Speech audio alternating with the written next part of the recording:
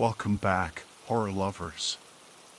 Tonight, did you know that a lot of you who watch my videos aren't subscribed yet? I'd really appreciate it if you could hit that subscribe button. And don't forget to like the video and leave a comment below. Your interaction really helps the channel grow and allows more people to see my content. Thanks so much for your support.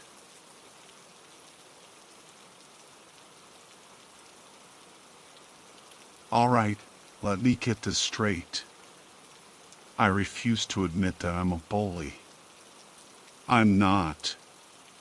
Sure, I've done some things I'm not proud of, but overall, I'd say I'm a pretty decent guy. Back in high school, yeah, I used to joke around a lot. I regret it now, big time. It made me popular, it helped me get girls. But now I'm completely lost, rethinking all those choices after one stupid joke blew up my entire life. So, you probably want to know what happened. It all started in my advanced Spanish class. There was this girl, Maya, who always sat in front of me. She had these broad shoulders that blocked the whole damn board. Being in an advanced class meant there weren't many of us, so I was stuck doing activities with her. I don't want to sound mean, but she wasn't the sharpest tool in the shed, and she was annoyingly loud about it. She had this big, hooked nose that didn't quite fit her round face, and she always wore these thick, black glasses, even though contacts exist. Her hair, always the same outdated mushroom cut. And she wore this emerald green turtleneck every single day. I swear, I never saw her in anything else. I doubt she ever washed it. To make the class less boring, I started joking around with her. She never really said much back, but she'd usually let out a few snorts or giggles.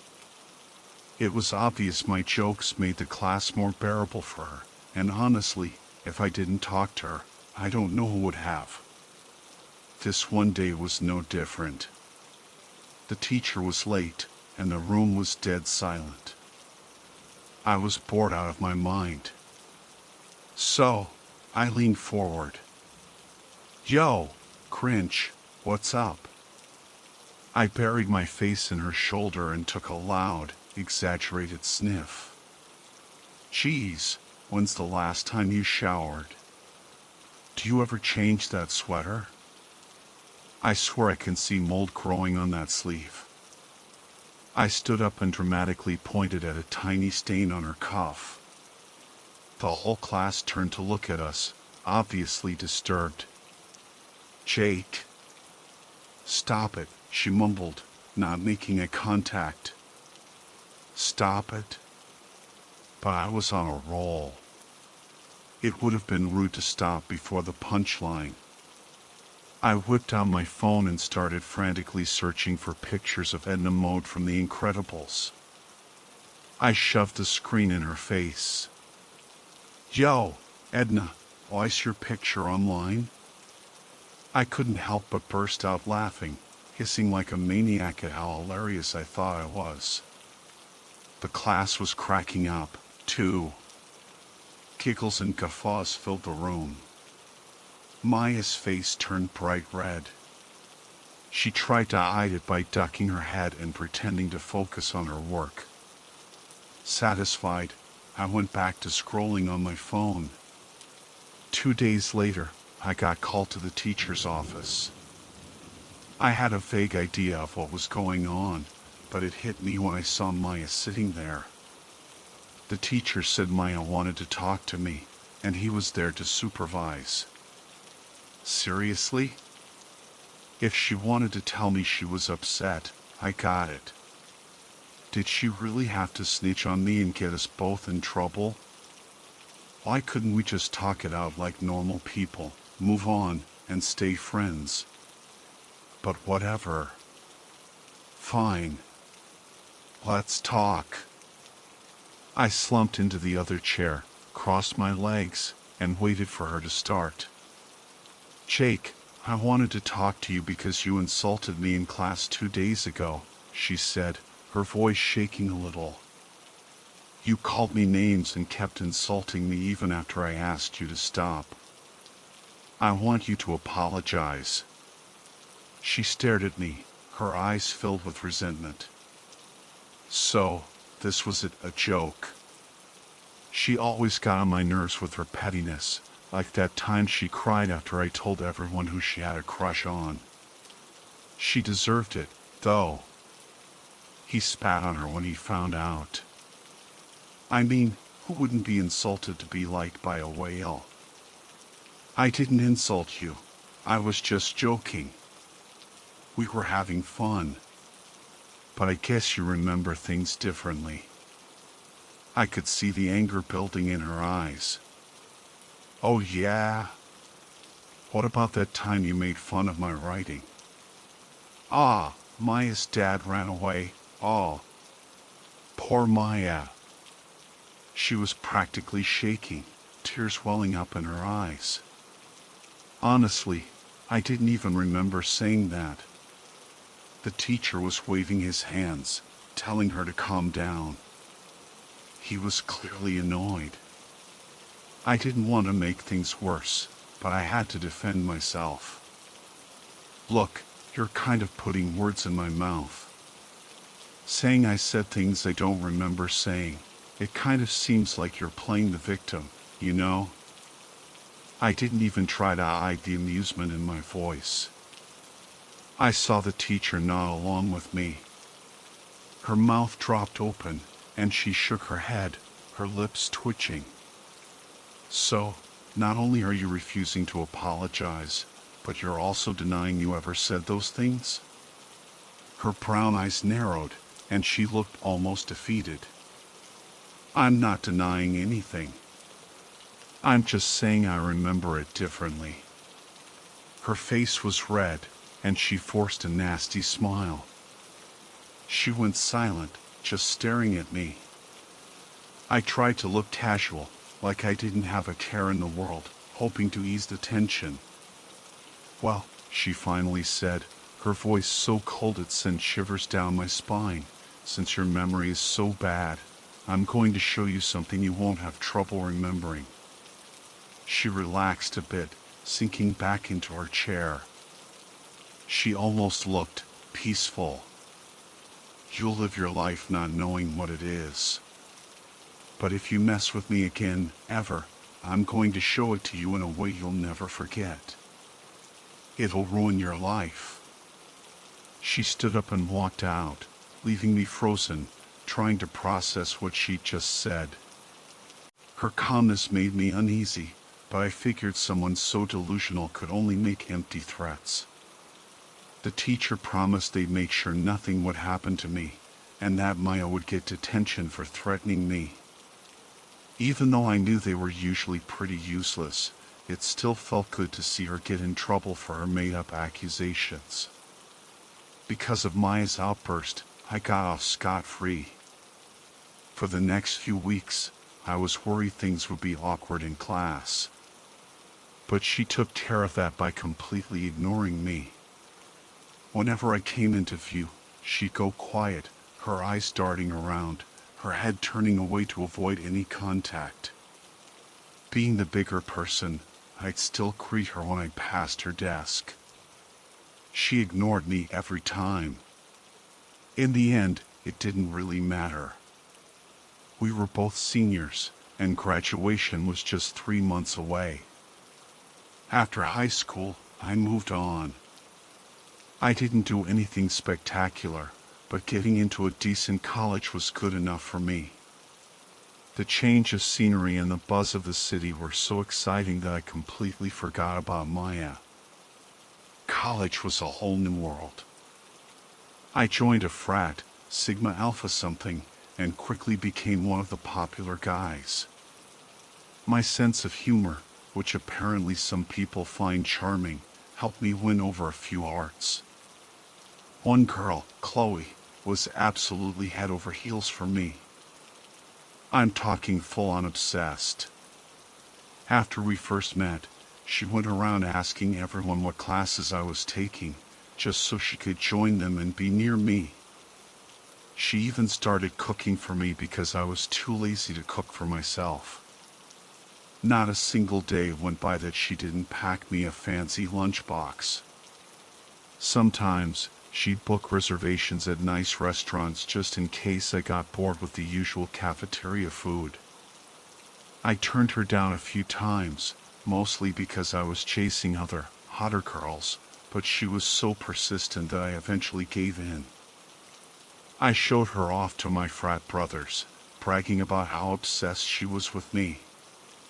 Most of them were jealous, which, I gotta admit, felt pretty good. Still, that didn't stop me from comparing her to other girls, right to her face. I'd boast about how she had nicer boobs, a better ass, or a prettier face than other girls we knew. I'd usually get an annoyed look from her in response. Our relationship wasn't perfect. There were things about Chloe that bugged me. For a while, she was so insecure that she deleted all my female friends' contacts from my phone. Whatever, no girl's perfect. With Chloe by my side, college flew by. Most of my days were a blur of drinking games and hooking up with Chloe. Honestly, for a college chick, she was surprisingly good in bed. She rode me like a Wild West cowgirl, her big boobs bouncing all over the place. I'd never had anyone scream so loud when they came. It was a huge turn on. After graduation, I got a job at a small marketing firm. With my charm, I worked my way up the ladder pretty quickly. By my early 30s, I was kind of a big deal at the company. And you know what? Chloe's love for me hadn't faded one bit.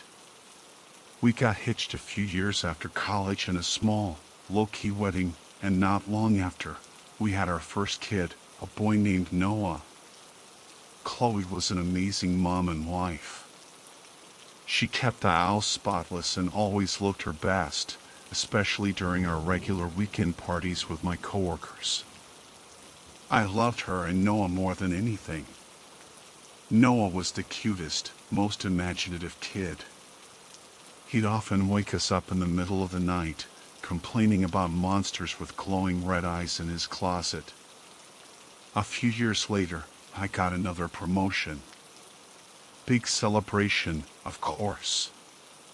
We had another one of those parties at our place, drinking and dancing the night away. But honestly, I was getting tired of these things. The conversations were always the same, and the drinks always tasted like piss. During one of the drinking games, one of my colleagues, as a dare for losing, told me to call the ugliest girl from high school and fake a love confession. It sounded childish, and I tried to get out of it, waving my hands, saying it was a stupid idea. But Chloe was egging me on, pouring more booze down my throat, even calling me a pussy. Annoyed, I grabbed my old high school yearbook and started flipping through it, looking for someone truly hideous to prank call. Zoe? Nah, too blonde. Janelle?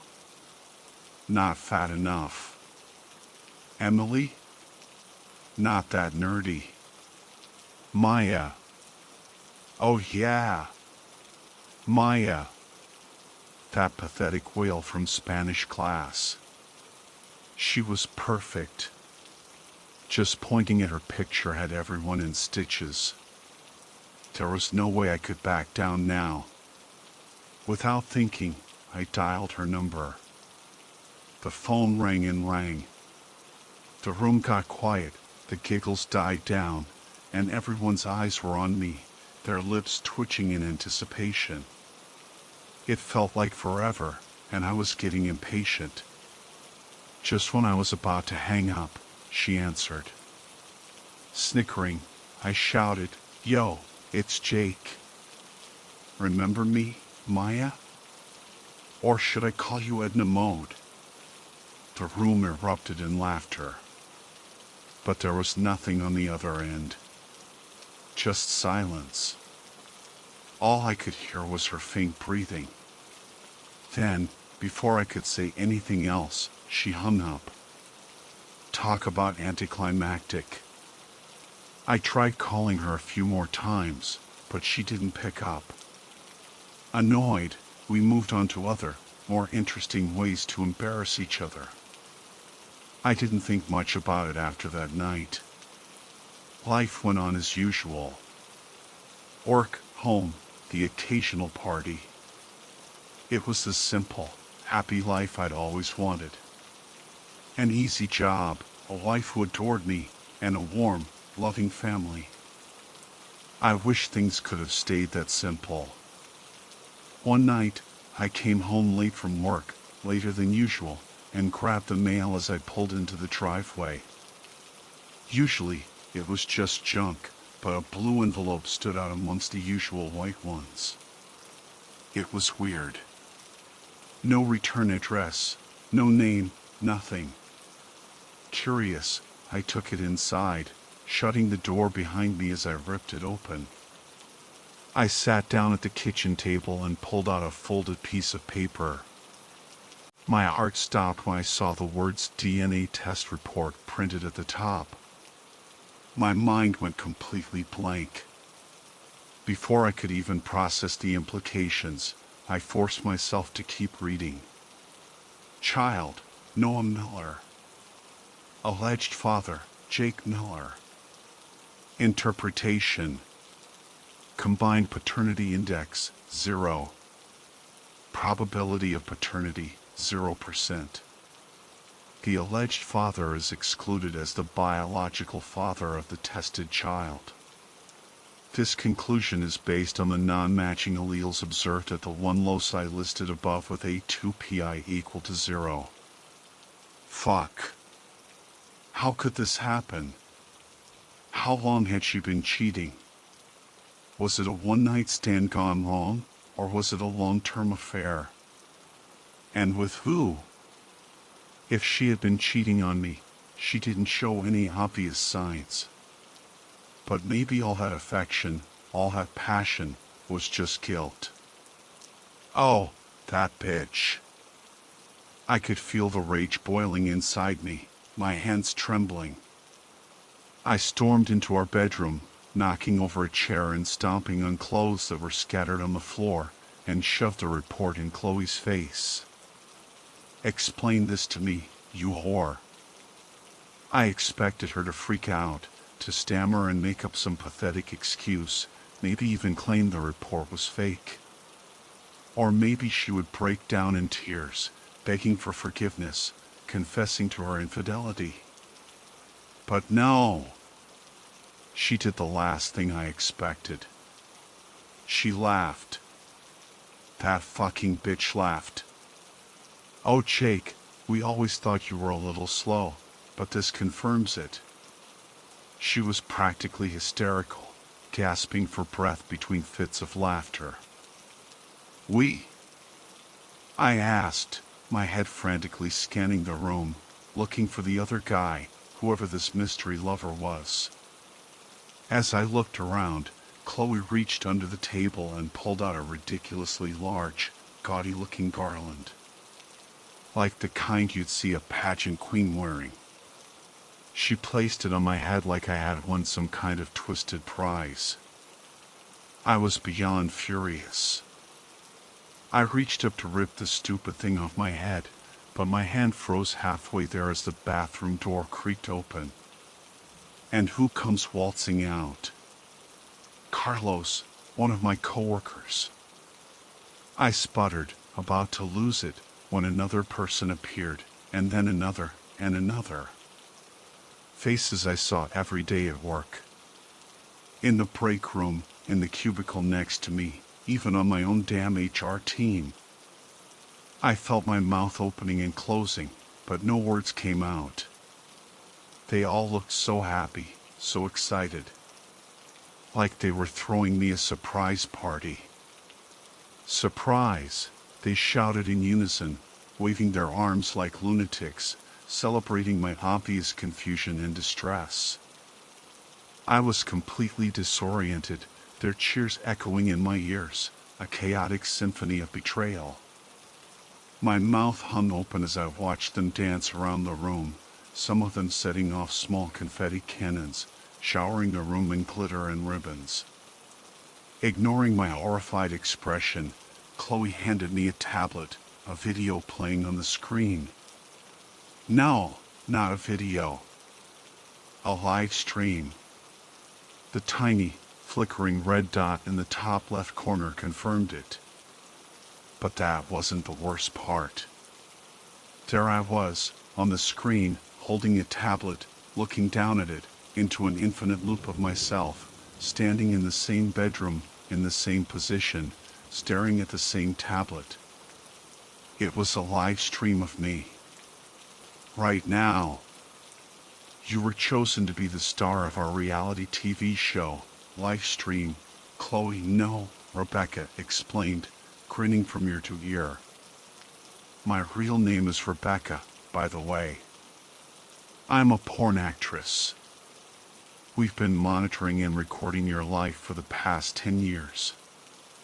People place bets on your relationships, your interactions, everything. But the most popular game was guessing when you finally figure it out on your own. Winners got to take home all the money, and losers, well, let's just say they paid their dues. Even us actors placed bets sometimes. But there was never a winner because you never figured it out. Not once did you suspect anything was off. She pressed a few buttons on the tablet, and the screen switched to a list of videos, recordings from the past. As I scrolled through them, a wave of nausea washed over me. The earlier ones were mostly mundane stuff. Me getting drunk at parties, me in the shower, me having sex with Rebecca. They had recorded our entire relationship, but it was obvious they were mostly interested in her naked body. So that's why she was always so horny. Sick bastards. They even recorded Noah, filming him playing with his toys through hidden cameras in his closet. But as the dates of the videos got more recent, the content became more disturbing. They weren't focused on my life anymore, but on what was going on outside of my awareness. Some videos showed me at home, sleeping soundly, while in the living room, 5 of my coworkers were having orgies with Rebecca, finishing all over her face, even when she was pregnant with my son. They would do it right up against my bedroom door, so hard that she had to bite her tongue to keep from screaming. Other videos showed my friends masturbating and pissing into my drinks during parties, then covering it up with fruit powders. I never suspected a thing, happily gulping them down. And then there were these games they played that I couldn't even begin to describe. What I thought was them barbecuing in the backyard was actually them grilling roadkill, squirrels and raccoons, and making me guess what I was eating. I always thought it was pork. And if I got it wrong, someone would leave the party and bash their arm with a rock until it fractured. Was that the price the losers paid? And there I was, wondering how Tom broke his arm in a supposed car crash when he didn't even drive to my house. But why? Why would anyone do this to me? I was just some random guy. I hadn't done anything particularly good or bad in my life. This was cruel. Looking at all their delighted faces, I felt like I was going to puke. I wanted to punch someone, to hurt myself until I couldn't feel anything, to laugh and scream because I was so utterly helpless. It was just so cruel to ruin someone's life like this, to tell them that their life for the past 10 years had been nothing but a lie, a performance for someone else's sick amusement. In that moment, all I could think about was finding out which one of these sick bastards was behind this, and how could I make them pay? I scrolled frantically through the list of videos, and that's when I started seeing familiar names. Jerry White, the nerd I mocked during that frat party hazing. Emma Fowler, the neighbor girl I bullied when I was a kid. Kobe Owens, Arthur Stewart, Kaya Rowe. So many people I had wronged in the past. And then, one name caught my eye, Tilia. There was no last name, no description. It looked like a pseudonym. Tylia. It sounded so familiar. My mind was racing. I looked away from the screen, trying to think, and my gaze landed on the bathroom mirror. Through the gap between the celebrating actors, I saw the same letters reflected back at me. A chill ran down my spine. Aidyl, Lydia. Spelled backward. Oh God. My face contorted in horror and desperation as I looked up at Rebecca, who was still wearing that sickeningly sweet, radiant smile. The show got old a few years back, she explained, her voice dripping with a sickening casualness. People stopped betting as much, and we were thinking about replacing you. But the founder of our show, Tilia, was particularly fond of you. She insisted we continue. Honestly, I was amazed at how oblivious you were. But even I was getting tired of the same old routine. So, I pushed you to make that call, to insult her again. And now, here we are. Now we can finally end the show properly. It took you long enough, and not without a little nudge from us, but look at this big reveal. It was all worth it. Look how many people are watching right now, 20,000. Thank you, Jake. Really. My eyes were burning. She did all this, just to get back at me? She chuckled. Don't be so dramatic, darling. You're victimizing yourself. Just treat it like a joke. 3 days later, Rebecca, or whatever her real name was, left, taking Noah with her. I guess that was fair. He wasn't my son anyway. My coworkers, my boss, my friends, they all vanished, too, like they'd been erased from existence. I tried to find the show, live stream, but there was nothing. The entire company I worked for was fake, funded by the show's profits. I even tried searching the dark web, but still nothing. But I know those videos are real, and there are sickos out there, watching them, laughing at my misery. I lay on the empty double bed, staring at the ceiling. The house felt hollow, empty, just like me. It felt like the past 10 years had been a fever dream, a nightmare I couldn't wake up from. And Maya, or Tilia, was right. I will never forget what happened. That's it. That's how one stupid joke, a lifetime of being a jerk, ruined my entire life. It was the punchline to a joke I started telling years ago, and I was the only one who wasn't laughing.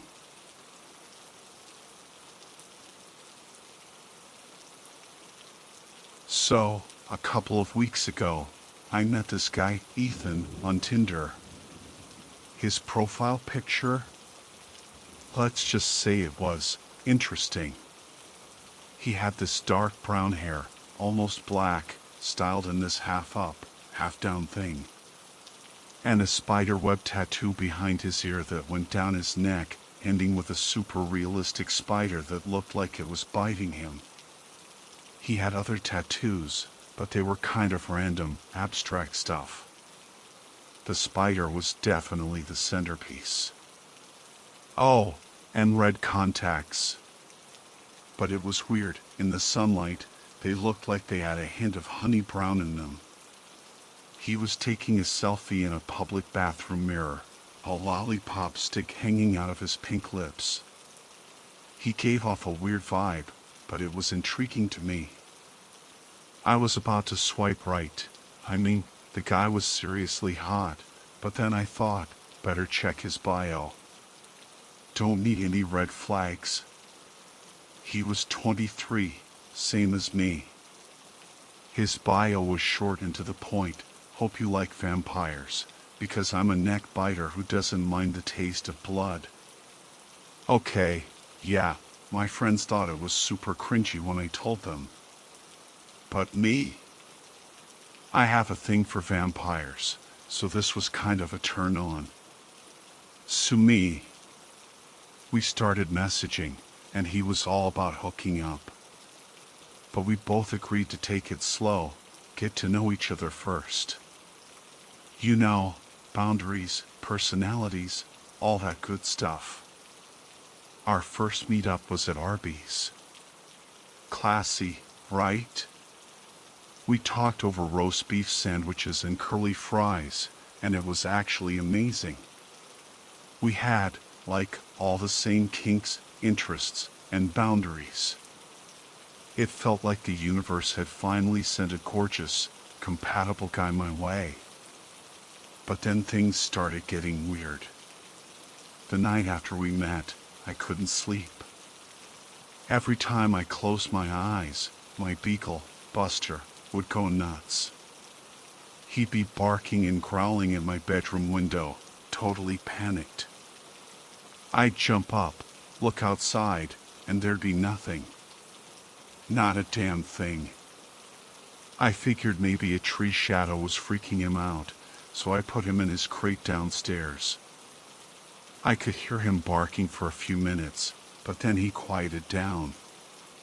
The next morning, I went to open my blinds, and there it was, a handprint on the window.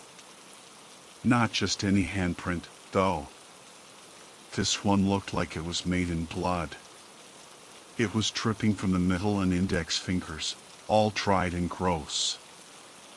I ran outside in my pajamas, freezing my butt off, thinking maybe something rusted or whatever, but the handprint was gone. Vanished. I went back inside, checked again, nothing. I started to think I was losing it, that I was just tired and seeing things. I tried to forget about it and just get on with my life. My job kept me busy, at least. I work at a small bank, basically the whole graphic design department. Ads, signs for our 4 locations, social media stuff, that's all me. The last week, I was working on this new ad campaign, but I was tired from the lack of sleep, so it was hard to focus. A few days later, I met up with Ethan again. We were talking, and he asked me how that advertisement I was working on was coming along. Which was super strange, because I don't remember ever telling him about it.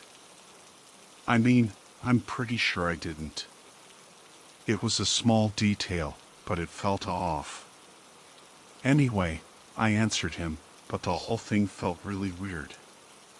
It was like he knew things he shouldn't. My mind kept going back to the handprint, wondering if the two were related somehow. That night was even worse. I let Buster out to do his business, and he wouldn't come back in when I called him. This dog is usually glued to my side, especially at bedtime. So, I went out into the yard, and there he was, frozen stiff, staring at the fence that separated my yard from my neighbor's. There was a figure standing there, all in black, with a hood pulled up. My neighbor's back porch light had burned out, and mine didn't reach that far, so I couldn't see the guy's face. The only thing I could make out was his hands.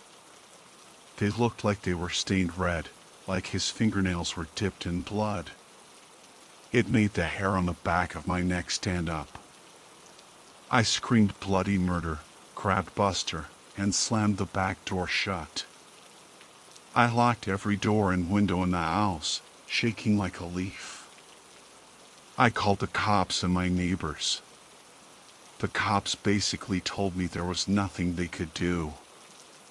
I hadn't seen much, and nobody had security cameras. They said it was probably just some neighborhood kids playing a prank. I felt like I was going crazy. Maybe I was just imagining things. My mind was racing, trying to make sense of it all. Then, my neighbor's wife let out this blood-curdling scream. It was mixed with these awful, gut-wrenching sobs. We ran over to their backyard, and my neighbor was holding their cat, which was covered in blood. I didn't even know they had a cat. He'd never been allowed outside before. The poor thing had been stabbed 7 times. I didn't sleep at all that night. I just sat there, holding Buster, sobbing my eyes out. It was clear that whoever was out there had bad intentions. I felt like I had narrowly escaped something terrible, and I had saved my dog, but I couldn't save my neighbor's cat. The image of that hooded figure was burned into my brain. I felt so unsafe, so vulnerable. The whole thing was messing with my head. I didn't tell anyone about what happened. Not my friends, not my family. I didn't want them to think I was crazy, even though the thing with the cat proved I wasn't imagining everything. But still, I was questioning my own sanity. Maybe the handprint was just a weird shadow. Maybe my mind was playing tricks on me. It didn't help that I was running on 0 sleep.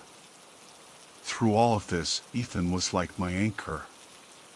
He was the one good thing I had to look forward to. We planned to finally hook up, and we were both into some pretty intense stuff, including blood and needles. I was excited, to be honest. I'd never done anything like that before, and I was always up for exploring new things. Work was a disaster. I was a total zombie, and my boss finally sent me home early. On the way home, I stopped at a gas station to fill up and grab some snacks. I was pumping gas when my phone buzzed in my purse. I fished it out and saw a text from my neighbor. It said there was a weird guy trying to break into my house. She called the cops, but by the time they got there, he was gone. But get this, there was a small patch of burnt grass by my driveway where he'd apparently dropped a cigarette. Okay, now I was officially freaked out. Why was this happening to me? Who was this guy? Was he targeting me? Did this mean everything from before was real? That the handprint and the figure in the yard weren't just my imagination? My mind was going a mile a minute, trying to piece it all together. I asked my neighbor for a description of the guy. Same hooded figure as before. But this time, when she asked him what he was doing, he smiled at her. She said his face was all blistered, and his teeth were pink. She screamed, which is what made another neighbor call the cops. There was no way I could stay at my house. I called my friend, Sarah, and we went back to my place to pack some essentials. I brought Buster with me, obviously. I stayed at Sarah's for a couple of days, and things seemed to calm down. Nothing else weird happened. But the day I was supposed to go back home, I noticed a car following me to work. At first, I didn't think anything of it. Sarah lived in an apartment complex, so it wasn't unusual for people to be driving the same way. But when I pulled into the bank parking lot, the car just drove away. Looking back, I'm pretty sure it was him. It had to be. When I finally got back to my house, my living room was trashed. Nothing was stolen, and there were no signs of forced entry. It was like someone had just come in and wrecked the place for fun. I was terrified. This was beyond creepy. Whoever this guy was, he clearly had it out for me. I couldn't stay there. Not alone. Not with someone who clearly knew where I lived and how to get in. I told Ethan everything. I was an emotional wreck, and he offered to let me stay in his spare room. I felt bad imposing and told him I could just get a motel. But he insisted, saying he had a gun and could protect me. I reluctantly agreed. His place was interesting. The decor was a mix of gothic and modern, but it felt weirdly homey. Buster seemed a little uneasy, but I figured it was just the stress of everything that had happened. And, being in a new place. We hooked up the next night. And it was amazing. He did things to me that I'd only ever dreamed of. I was instantly addicted. We did it a few more times after that. Every time, he'd wear me out, and I'd need a nap or just to rest afterward. So, after some aftercare, Ethan would tuck me in and say he'd wake me up when breakfast was ready. He was the perfect gentleman, other than the whole blood thing. Then, one night, around 3 a.m., I heard a scream. A dog's scream. My heart dropped. I scrambled out of bed and ran downstairs, thinking Buster had fallen or something. When I got to the bottom of the stairs, there was a man. His hair was patchy, falling out in places. His fingernails were long and red. His skin was covered in blisters. And he was leaning over Buster. I yelled for Ethan, hoping he was in the bathroom or something. But then the man turned around, and I screamed. It was Ethan. The same blistered face from my neighbor's description. The same red fingernails I'd seen in my backyard. Those pink teeth. He looked shocked, like he hadn't expected me to see him like that. Buster was on the carpet, bleeding. Ethan had been drinking his blood. I saw a knife in his pocket, probably the same one he used on my neighbor's cat, and maybe tried to use on my door.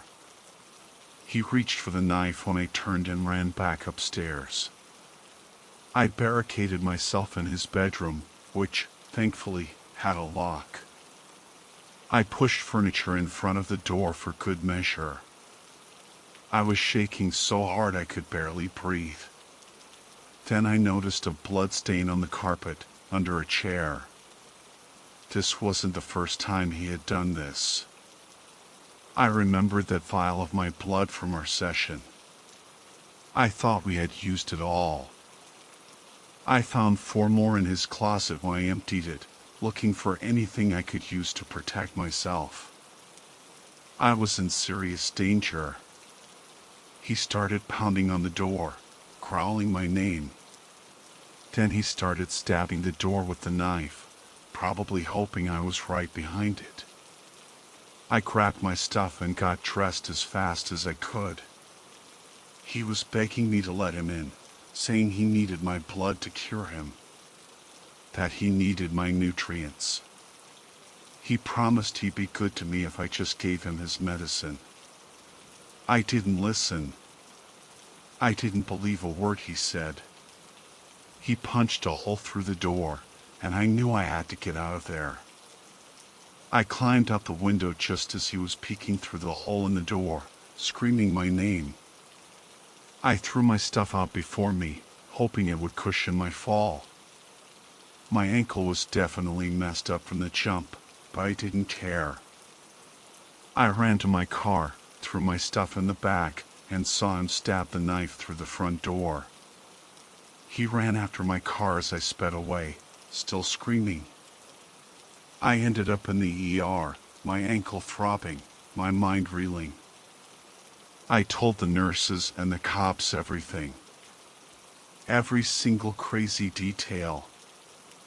They tested me for STDs and STIs, still waiting on those results, which is just great.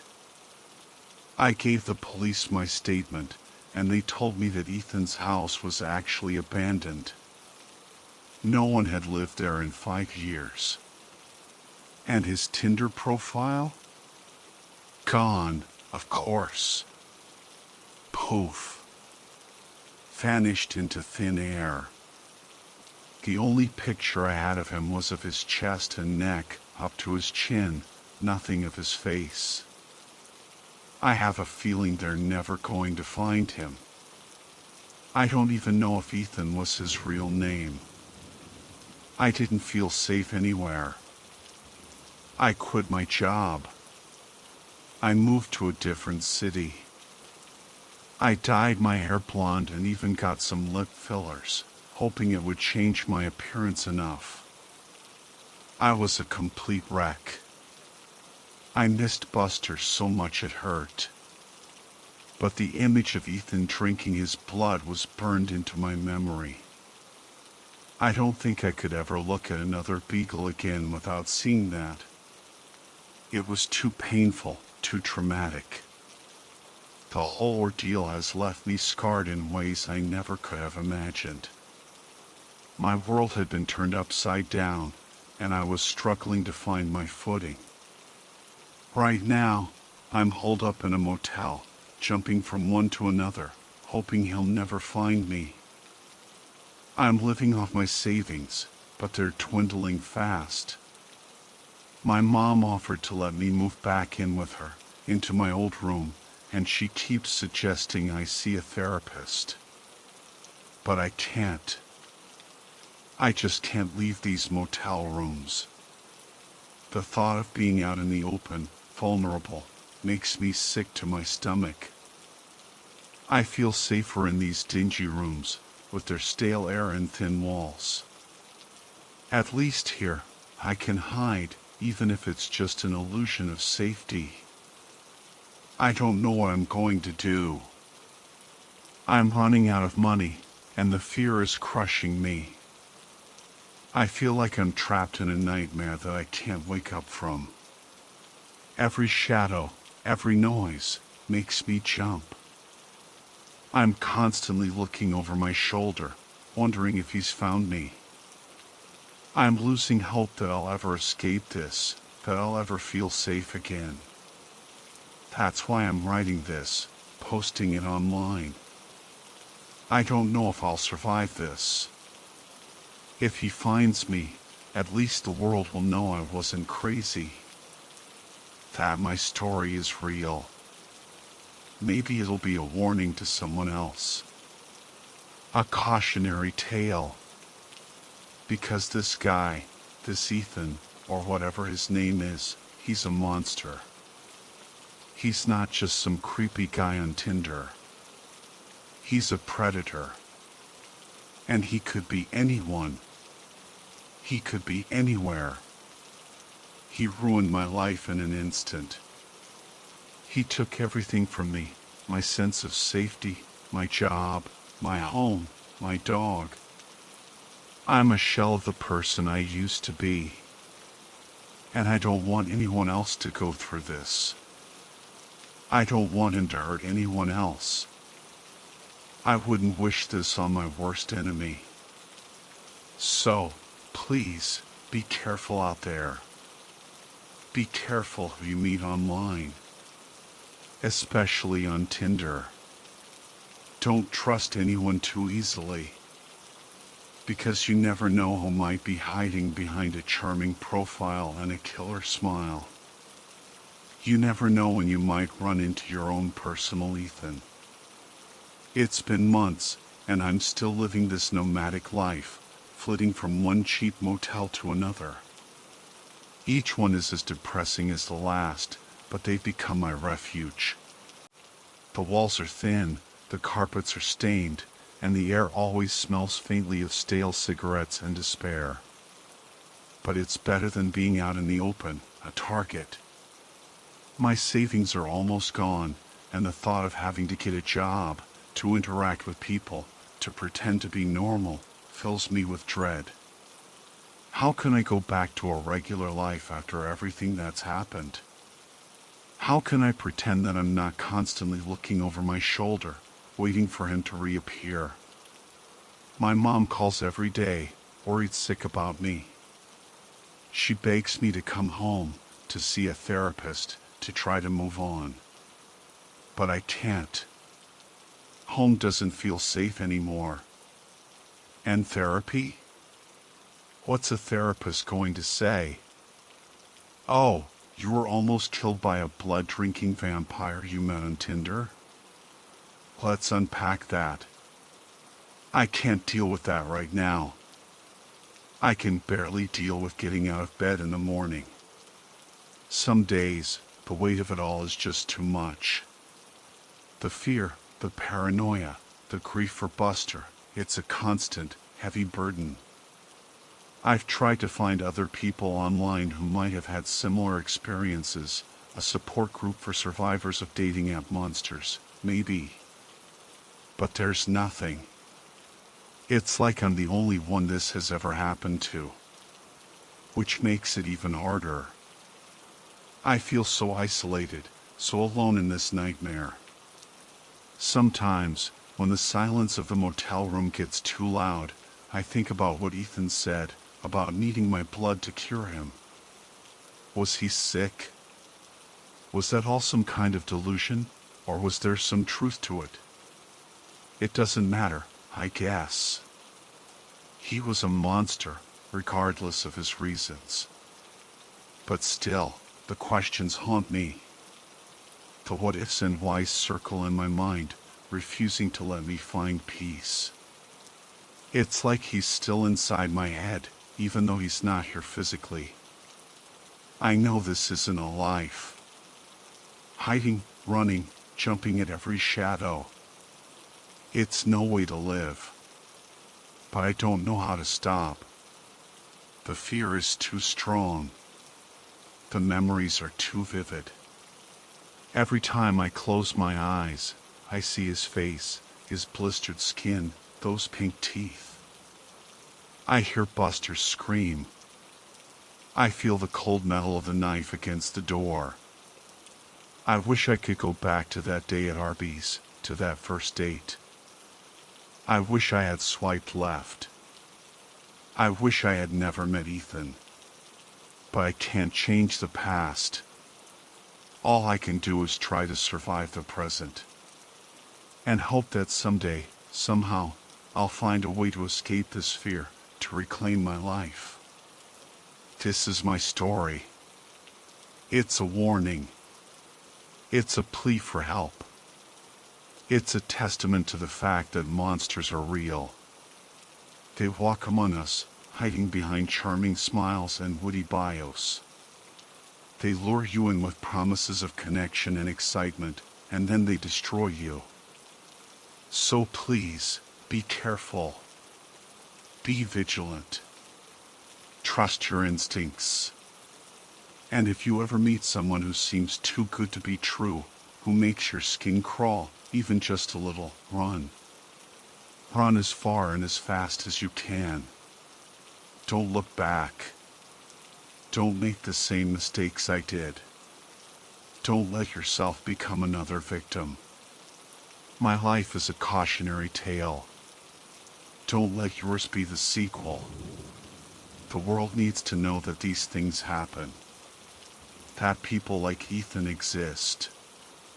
And that sometimes the monsters win. I'm living proof. And I'm terrified that one day he might find me again, finish what he started. If that happens, at least my story is out there. At least the world will know I wasn't crazy. Just be careful. That's all I ask. Be careful, and maybe you'll avoid meeting your own personal monster. Because I wouldn't wish this on anyone.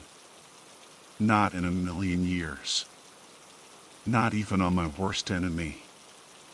The scars he left on me, both physical and emotional, may never fully heal.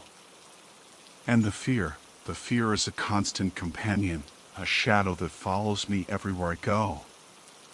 Please, just be careful out there. It's all I can say. Just be careful.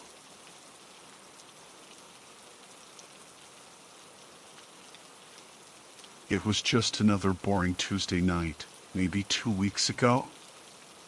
I was finally about to dig into my dinner, the usual, dry oven-baked fries and some sad-looking chicken nuggets. Don't judge, I've been eating the same thing all week. Suddenly, knock, knock, knock, a sharp rap at the door. I frowned. It wasn't like I was excited about this meal, but I definitely wasn't expecting any company. I don't really get random drop-ins. I dragged myself to the door and swung it open. Nothing. Just darkness and the usual quiet of my street. Weird. Then I looked down, and there it was, a plain brown paper bag just sitting on my doormat. I flicked on the porch light and crouched down to get a better look. It was full of groceries. Groceries that I definitely hadn't ordered. I looked around again, but seriously, there was no one there. The street was totally empty, which was super strange because I only took, like, a few seconds to get to the door after the knock. Whoever it was must have been some kind of delivery ninja to drop off the bag, ring the bell, and vanish without a trace, either by bike or car, in that time. I glanced around one last time, then grabbed the bag and hauled it inside. I cleared some space on the counter and started unpacking the stuff. No receipt, no note, nothing to say where it came from. And I didn't recognize any of the brands. It was all generic, weird stuff. There was a pack of red meat, labeled only with a harvested date. Okay, that's a bit creepy.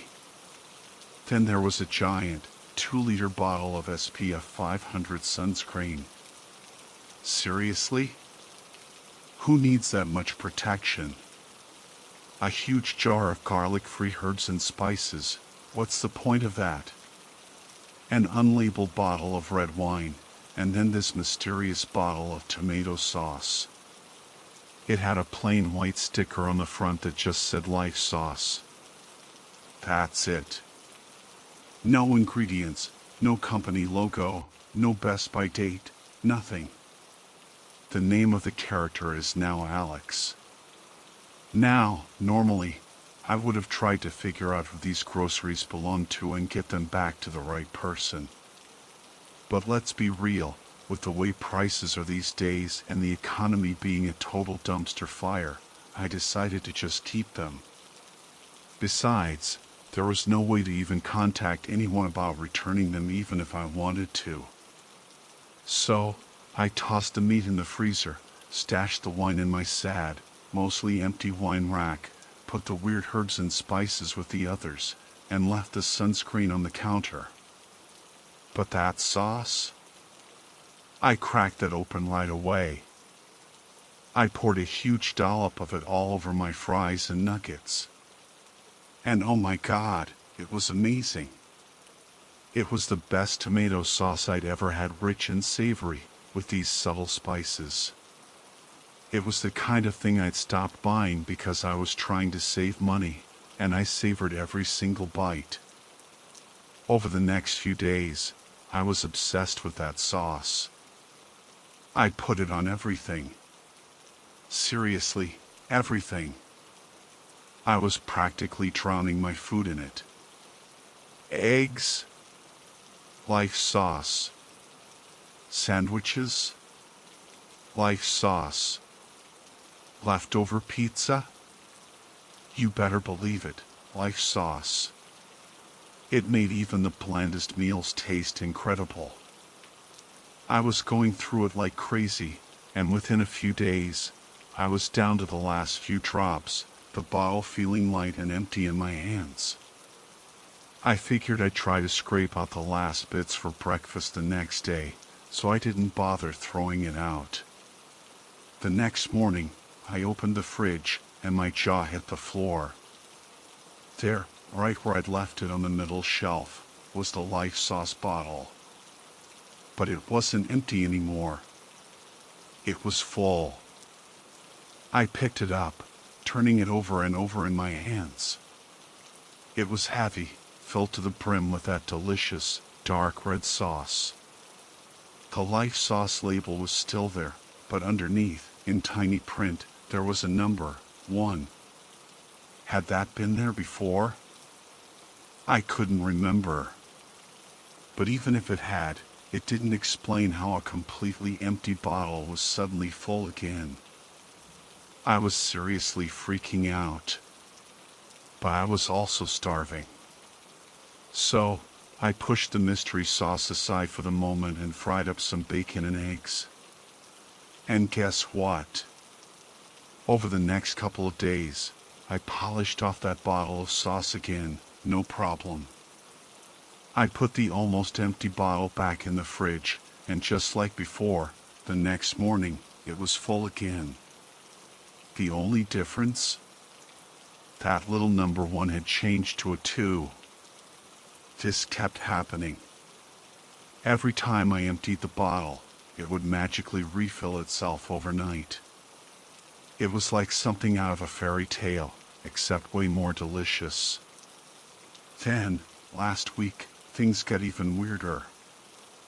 I was about to eat dinner, and I just poured a generous helping of the sauce onto my plate. I was holding the bottle, staring at the number 13 that was now on the label, and wondering for the millionth time how this was possible when knock, knock, knock. 3 sharp raps at the door. I opened it to find this tall, old guy standing there. He looked like he'd stepped right out of a Sherlock Holmes movie, all dressed up in an old-fashioned suit, with a cane that had a huge diamond on the top. He had these piercing red eyes and pale, almost see-through skin that was stretched tight over his face. He nodded politely and apologized for disturbing me so late, speaking with a thick European accent that I couldn't quite place. The old guy asked if I had received a misplaced grocery delivery. I played dumb, shuffling awkwardly in the doorway, trying to block his view of the sauce bottle that was sitting on the counter behind me. I saw his gaze shift to behind me for a split second, then back to my face. I held my breath, thinking I was busted, then relaxed a bit. Even if he saw the bottle, how would he know I didn't just buy my sauce from the same place? We stood there in silence for a moment, then he cleared his throat and apologized again for interrupting my dinner. He started to turn away. "Oh, one more thing before I depart," he said, just as I was about to close the door. I stopped and looked at him, raising an eyebrow. "If by chance it should be delivered to your humble abode," he continued, "you ought to be informed of the contents of the groceries. Allow me to clarify, I do not obtain my provisions from any ordinary purveyor. To acquire the necessities I require, I conduct transactions in the shadowy corners of the web. Life has undeniably become more expedient in this century, I dare say." I shifted uncomfortably, feeling a knot forming in my stomach as he went on. "Amidst the assortment of specialty items lies a sunscreen, providing shelter to individuals afflicted with porphyria, a sensitivity to sunlight. Also present were delectable cuts of red meat sourced from bipedal mammals." He paused, and my eyes widened. Bipedal mammals? What was that supposed to mean? Furthermore, there was the sauce, touted by the vendor as possessing a unique potency, able to regenerate itself by drawing upon the life force of an unsuspecting human. He must have seen the look of pure confusion on my face because he continued, a faint smirk playing on his lips. "Therefore, should you chance upon it, exercise caution in its utilization, so as not to arouse suspicion. Those who have been depleted of their life essence typically reside in close proximity, within a radius of a few blocks at most. My jaw was hanging open. I managed to mumble some kind of thank you, and then practically slammed the door in his face. I rushed back to my food, my mind reeling from what he just said. Drawing upon the life force of an unsuspecting human? What did that even mean? Was he saying that the sauce, that it was some kind of vampire sauce? I slid my plate aside and grabbed my phone. I had no idea what to even search for. I started with sauce that regenerates itself by drawing upon life force of an unsuspecting human. Unsurprisingly, nothing relevant came up. Then I tried tomato sauce that magically refills itself. Still nothing. Finally, I typed in mysterious deaths near me. That got a lot of hits. I filtered the results to news stories from the last month.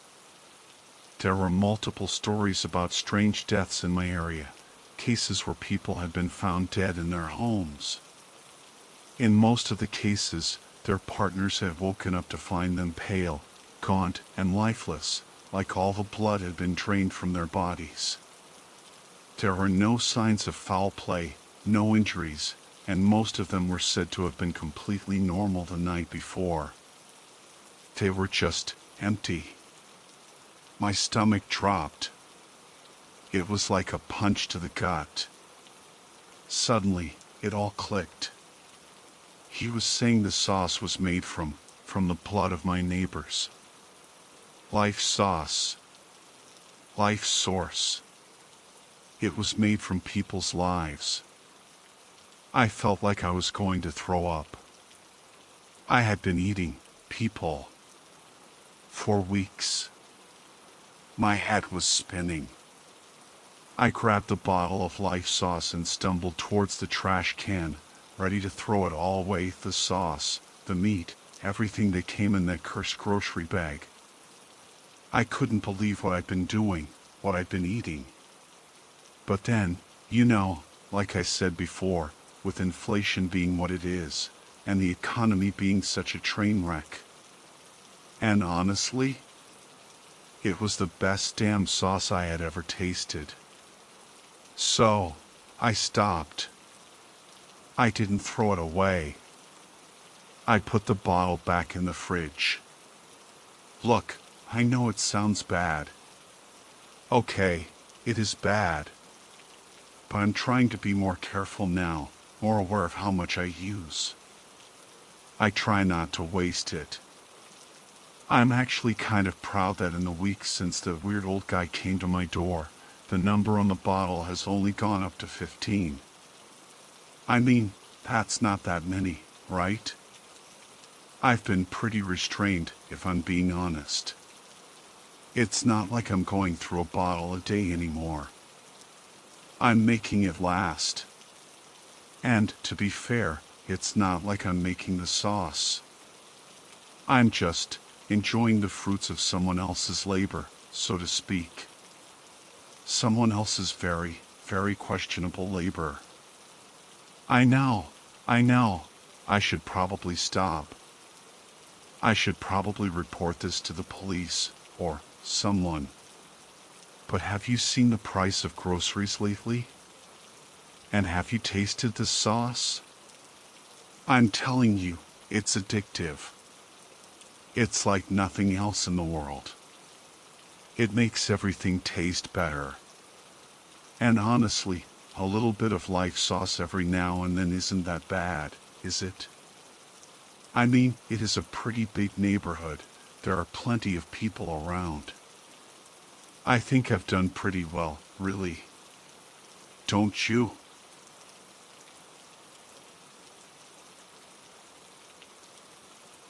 My name's Ethan. Not like you could prove I'm lying or not, but hey, just call me Ethan. I'm a chef, but not the kind you see yelling on TV. I cook for rich folks, the kind who have more money than time, Basically, they tell me what they want to eat all week. I shop for the ingredients, whip up the meals, freeze them, and deliver the whole shebang to their fancy houses. That's my main hustle, and it pays the bills pretty damn well. The best part? I don't even have to go looking for clients. It's all word of mouth. One happy millionaire tells another, and boom, I've got another customer. I've even had to turn some away. Now, you might think I'd be working my tail off, cooking 24/7 for all these rich people. But see, I've got this side gig. Something I do that I think actually helps people. It doesn't pay as well as cooking for another millionaire, but I make time for it. Consider it my own little brand of community service. So, I'm really only slaving away in the kitchen 4 days a week. Yeah, you heard that right. 4 days. I can shop, prep, cook, freeze, and deliver enough meals to keep my clients happy for the month in that time. The rest of the week, I'm either on the road for my side gig, or just chilling out, living life. All right, I'll get to the point. You're probably dying to know what this mysterious side gig is. And honestly, if you read the title, you might already have a pretty good idea. I warn people that they're on a hit list, the kind you find on the dark web. I know, most of those hitmen for hire sites are just scams. Everybody knows that. But I don't have to waste my time figuring out which ones are legit and which ones are just trying to rip people off. Someone else does that for me. My employer. Let's call him Silas. Whenever Silas has someone who needs saving, he sends me a heads up. We've got this whole coded system worked out, which I'm obviously not going to spill the beans about here. But from that message, I can figure out who the target is and where they live. The rest is up to me. It's funny, when I first started doing this, I thought the whole thing was a joke. I figured Silas was paying me to go and scare some poor sap into thinking they were being hunted by a hitman. I didn't know why, but that's what I thought. That was until I literally bumped into the hitman on his way to the target's house. But that's a story for another day. We've got other fish to fry right now. So, let's get down to brass tacks. I got a message from Silas with a name and an address. I was just finishing up my last delivery of the week, dropping off a week's worth of gourmet meals. Silas has always had impeccable timing. The target, a guy named Mark, lived a couple of hours away, across state lines. I scribbled down the address in my notebook, using a code that makes it look like a grocery list. Just in case I ever get pulled over. Last thing I need is the cops finding the address of a potential murder victim on me if I can't get to them in time. I grabbed my go bag, the one filled with road trip essentials, and hit the road. While I was gassing up, I tried to find this Mark guy online. Facebook, Instagram, the usual spots. Turns out, he was married with 2 little girls. His wife, Sarah, well, let's just say she wasn't exactly in her prime anymore. I know, I'm an asshole. Mark was a bit on the chunky side, and his Facebook bio said he worked in construction. He had tons of friends, lots of pictures of him at bars with a bunch of dudes. A real social butterfly. Here's the thing about these dark web targets, they never look like they're mixed up in some shady underworld stuff. They always look normal.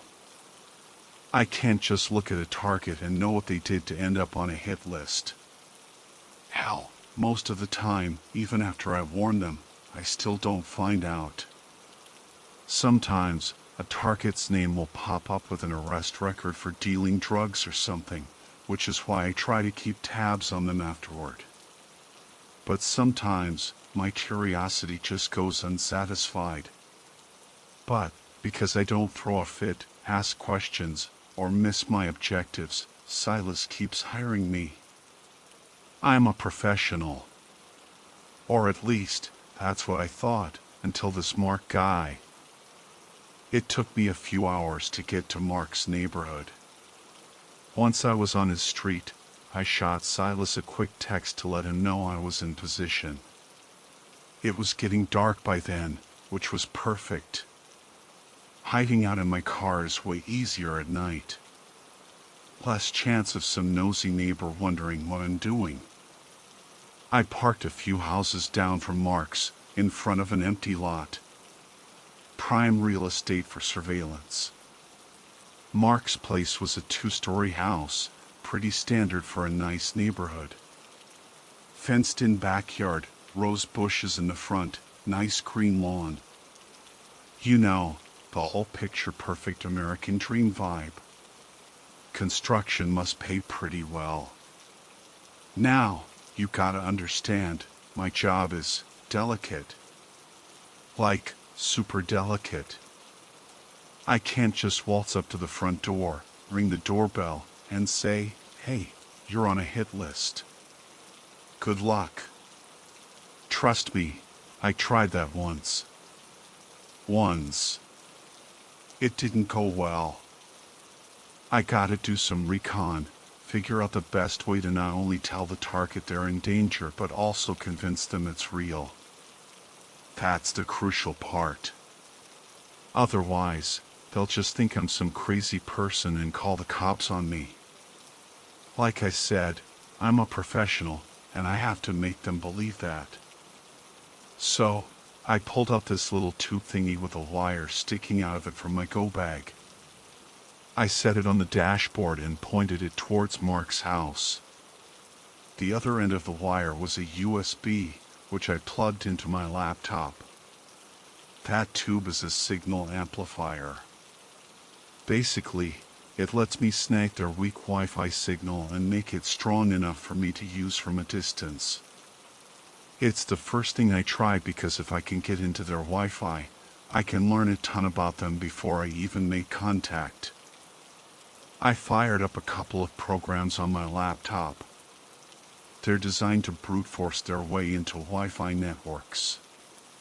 Most people are too lazy or clueless to change their router's default settings, and even the ones who do often don't touch the more advanced stuff, like weak signal encryption. Turns out, Mark's Wi-Fi password was his last name plus 1234. Seriously. Once I was in, another program checked a router for the default login. They hadn't changed that either. So, boom, I was in control of their router in like 3 minutes flat. Not a record or anything, but still pretty quick. Getting control of the network was a huge relief. It makes the whole recon process 1,000 times easier. Now, for the tricky part. I used another program. Again, these are all free and widely available, by the way.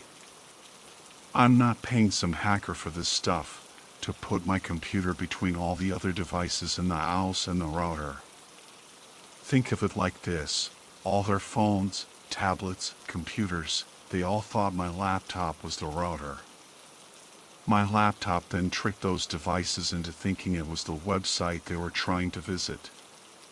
Because they thought I was the website, they handed over the keys to decrypt what they were sending.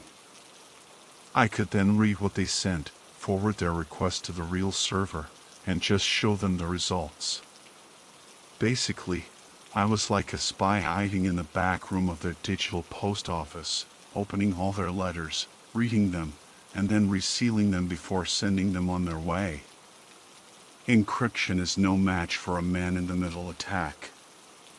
It's a real pain to set up the first time, but once you get it running, it's easy to use on new networks, like this one. There was a van and a truck in the driveway, so everyone was home. The internet traffic was heavy. They were all online, doing their thing. They probably noticed the internet slowing down at some point and might restart their router, which would kick me out. I was exposed just sitting outside their house, so I had to work fast. For almost 2 hours, I just sat there, collecting their internet traffic. It was pitch black outside now, pretty late. Then, I saw a police car slowly cruising down the street. I froze. My laptop screen was on. They for sure saw the light in my car. I was parked in front of an empty lot and far enough away from the target house to not be noticed, or so I thought. Maybe another neighbor had called them because of me. I didn't want to risk getting followed and pulled over by leaving just as the cop went by. Instead, I grabbed a clipboard from my glove box and rearranged my cover a bit. Luckily, the police car turned a corner and disappeared. Then, on my screen, I saw one of the devices in the house go to a website I had flagged. It was a porn site, and a pretty nasty one at that. I had my system set up to alert me whenever someone visited certain seedy websites. I sat up straighter, paying close attention to the traffic going through that site. And then I noticed something weird. The device wasn't watching anything. Instead, they had signed in and were doing something else. Uploading. I was staring at the screen, porn site open, trying to make sure I was capturing whatever was being uploaded. I was so focused that I didn't even see the cop walk up to my car. I practically jumped out of my skin when he knocked on my window. I instinctively hit a hotkey that hit everything on my screen, but I knew he saw it. He saw the porn site. He'd probably been standing there for a few seconds, just watching me. I was busted. And it looked bad. Really bad. I rolled down my window a crack. "Hello, officer," I said, trying to keep my voice steady even though my heart was hammering in my chest. Fuck. "What you doing out here?" the officer asked, shining his flashlight into my car. He eyed my setup with interest. "I'm logging cloud data," I answered. "Gloomy night and all." "Cloud data?" he asked, clearly confused. "Oh, yes. I'm a contractor with the National Weather Service. Out here with an infrared cloud density depicker to measure local cloud composition," I bullshitted, pointing to the signal amplifier on my dashboard. I even showed him my work badge for a fake company I'd made just for situations like this. My shirt had a name tag with the same phony company logo. The officer listened, and when I was done, he just kind of stared at me for a second. "Then why were you watching porn when I walked up?" he asked. My embarrassed expression wasn't fake, which probably helped. I painted myself as some poor schmuck stuck working late, taking weather measurements, bored out of his mind. What else was a guy supposed to do to pass the time? It was a long shot. He could have arrested me for public indecency or something, and then he'd find my real wallet. My name would be in a police database somewhere, which was really not ideal. "Listen, I know you're working here, but pick a different street that isn't residential to take your measurements. And don't watch that shit in public," the officer said. Again, my embarrassment wasn't an act. And with that, he let me go. I couldn't believe it. Relief washed over me. I talked my way out of it, which was a gamble. I did notice, As the officer was walking back to his car, he paused to look at Mark's house. Interesting. The police were watching the house. But why? Did they know what kind of messed up stuff he was into that had brought me here? Maybe my job wasn't even necessary. Maybe the cops were going to bust him before the hitman even got a chance. If he was into some criminal stuff and the police had caught onto it, I could see how he might have made an enemy who wanted him gone before he could rat them out. But if the police weren't going to raid tonight, the hitman might still have time.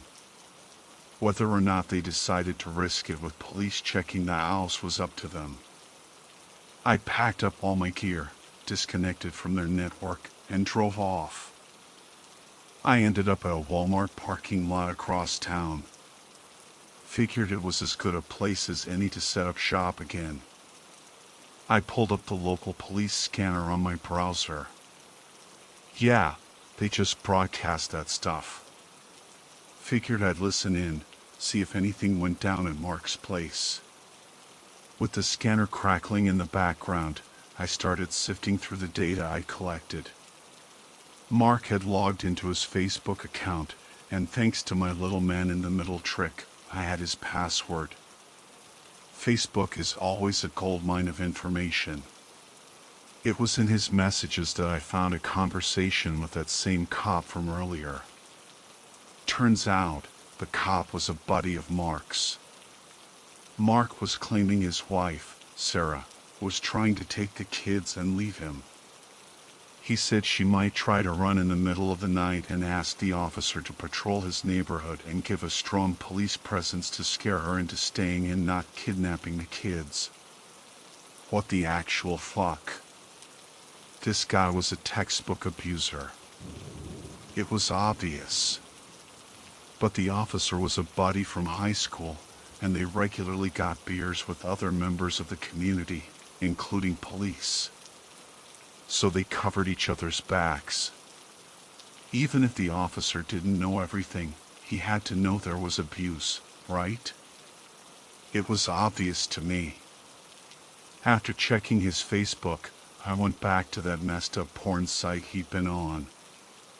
I had his login for that too, thanks to my earlier snooping. I spun up a virtual machine and logged into the site using Tor, just to be extra careful.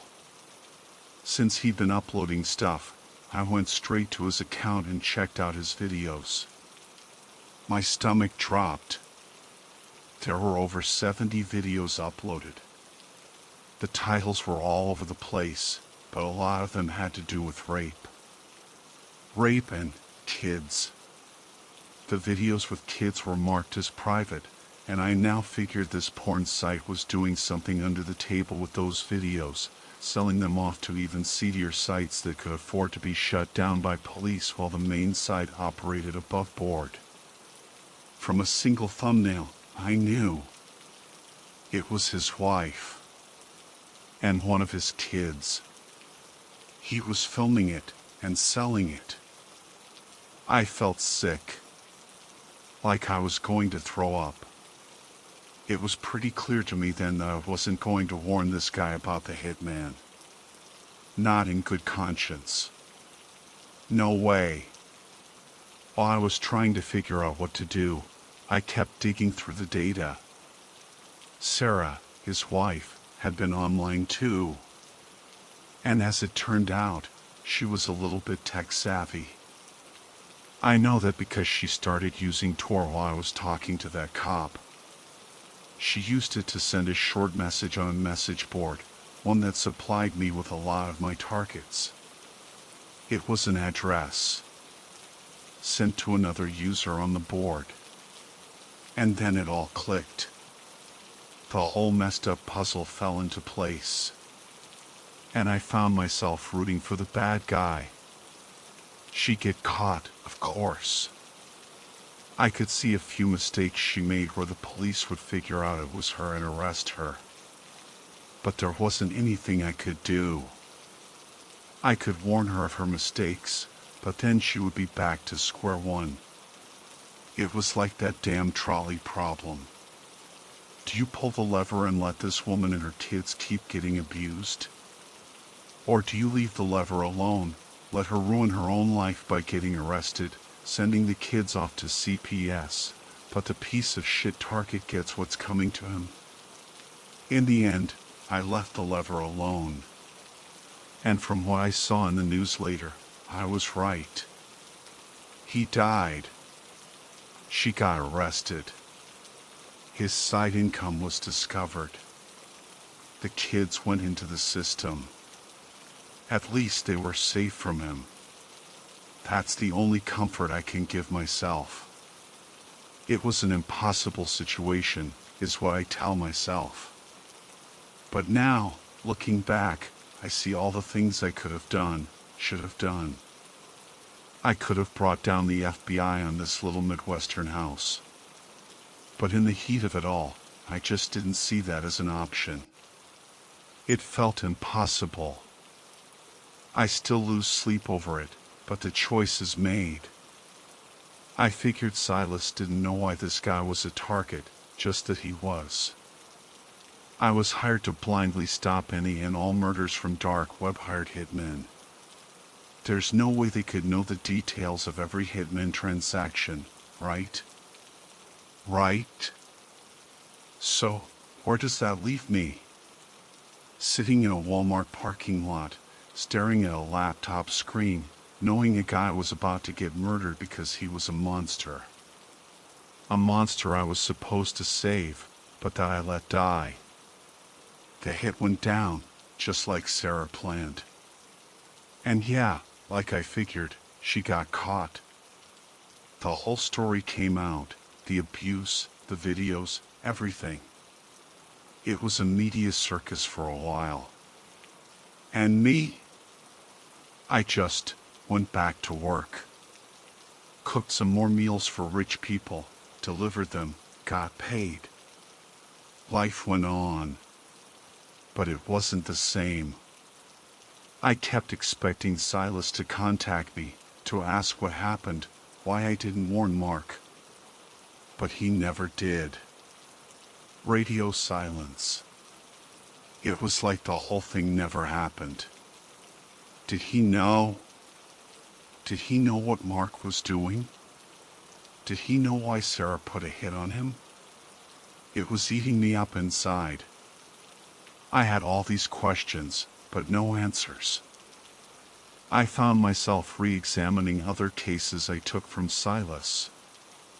Were any of them like this one? Or any of them deserved?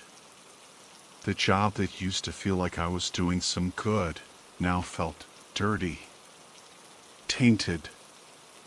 I was supposed to be saving lives, but what if I was just protecting monsters? I started having trouble sleeping. Every time I closed my eyes, I saw Mark's face, Sarah's, those two little girls. I kept thinking about what I could have done differently.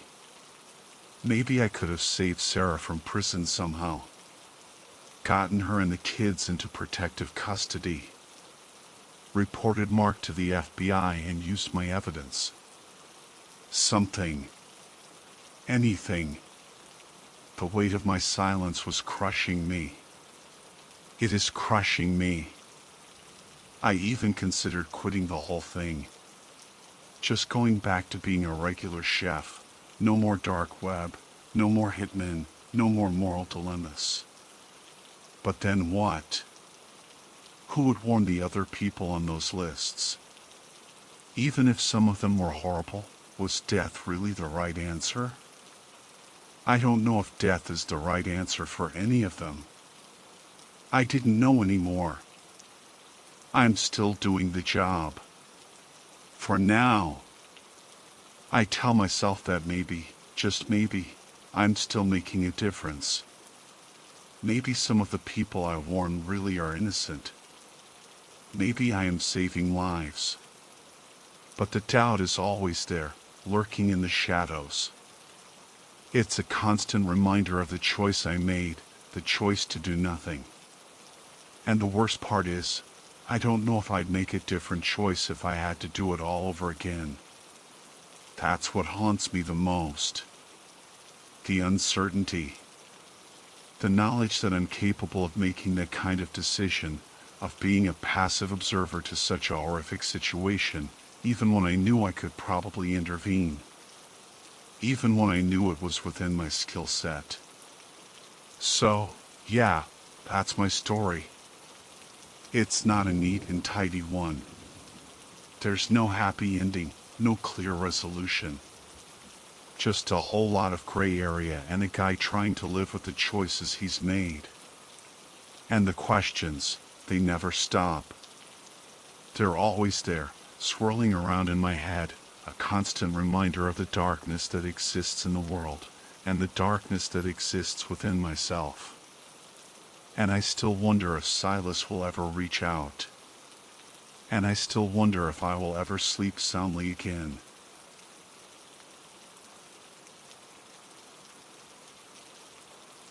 They say curiosity killed the cat, right? Well, I'm here to tell you the dark web messed me up beyond belief. I used to wish my stupid medical diagnosis was the worst thing I had going on. Now, compared to what I've been through, those symptoms feel like a walk in the park. It all started senior year. My thesis was due, and I was knee-deep in the darkest corners of the internet, trying to find something unique. Most of what I found was the usual boring garbage: crypto scams, wannabe hitmen, fake online drug markets. Nothing new, just the same old human greed. But then I stumbled upon this forum. It was buried so deep, I had to use 3 extra proxy jumps just to load the damn page. True Enlightenment Through Sound, the title said. Yeah, right. The thread was full of people rambling about some audio file and its supposed effects. Honestly, I almost skipped over it. My cursor landed on the most recent post. This user, VoidWalker13, wrote, "The frequency opened something in my mind. The ringing never stops, but the sounds are real." Weird thing was, their account went dark minutes after posting. Every other comment was like, "What happened next?" or "Are you okay?" But VoidWalker13 never replied. "You're gonna burn up before graduation," Sarah, my best friend, Chloe, said, leaning against my desk. Her bracelets jangled against my coffee mug, the sound echoing in my tiny dorm room. I rubbed my tired eyes and pointed at my screen. "This thread is different, Chloe. Look at the encryption, the user patterns." "It's perfect for my thesis," I insisted. "Sarah, you've been saying that for weeks about every weird corner of the internet you find." Chloe's eyes narrowed as she leaned in to read over my shoulder. Then, a message popped up in my inbox. Some random user had noticed me tracking the posts and was offering me the original audio file. The username was just a bunch of symbols my computer couldn't even display. Creepy. "Just promise me you won't do anything stupid," Chloe said, squeezing my shoulder before heading for the door. "Seriously, Sarah. This feels different." My fingers flew across the keyboard. I set up a secure virtual machine, the whole 9 yards. The file arrived at 3 in the morning. It had a name made of symbols I'd never seen before. I ran every security scan I could think of. Everything came back clean. Chloe's warning echoed in my head. But my thesis needed a conclusion, and this felt like it. I plugged in my noise-canceling headphones. The forum said the frequency only worked with complete audio isolation. I hit play. At first, I thought the file was broken. The sound was so low I had to check my volume settings.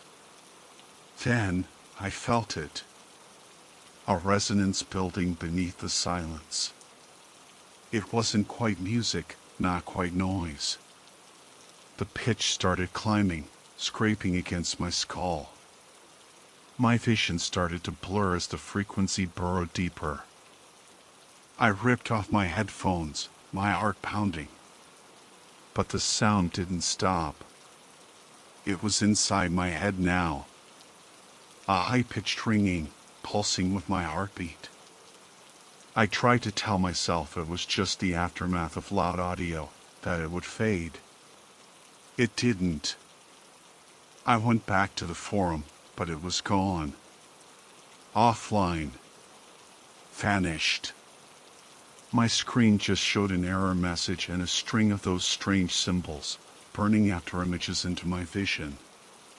And the ringing? It was getting louder. In the sudden silence of my room, I heard something else. A faint, metallic creaking, like rusty hinges. It was coming from inside my head. The ringing was still there at breakfast. I pushed my cereal around the bowl. Each clink of the spoon felt like a nail driving into my skull. "You look like death," Chloe said, grabbing her keys from the counter. "Did you even sleep?" I forced a smile and shook my head. "Just working on thesis revisions," I mumbled. "I'll bring you coffee after my shift," she said. She paused at the door, her forehead creased with worry.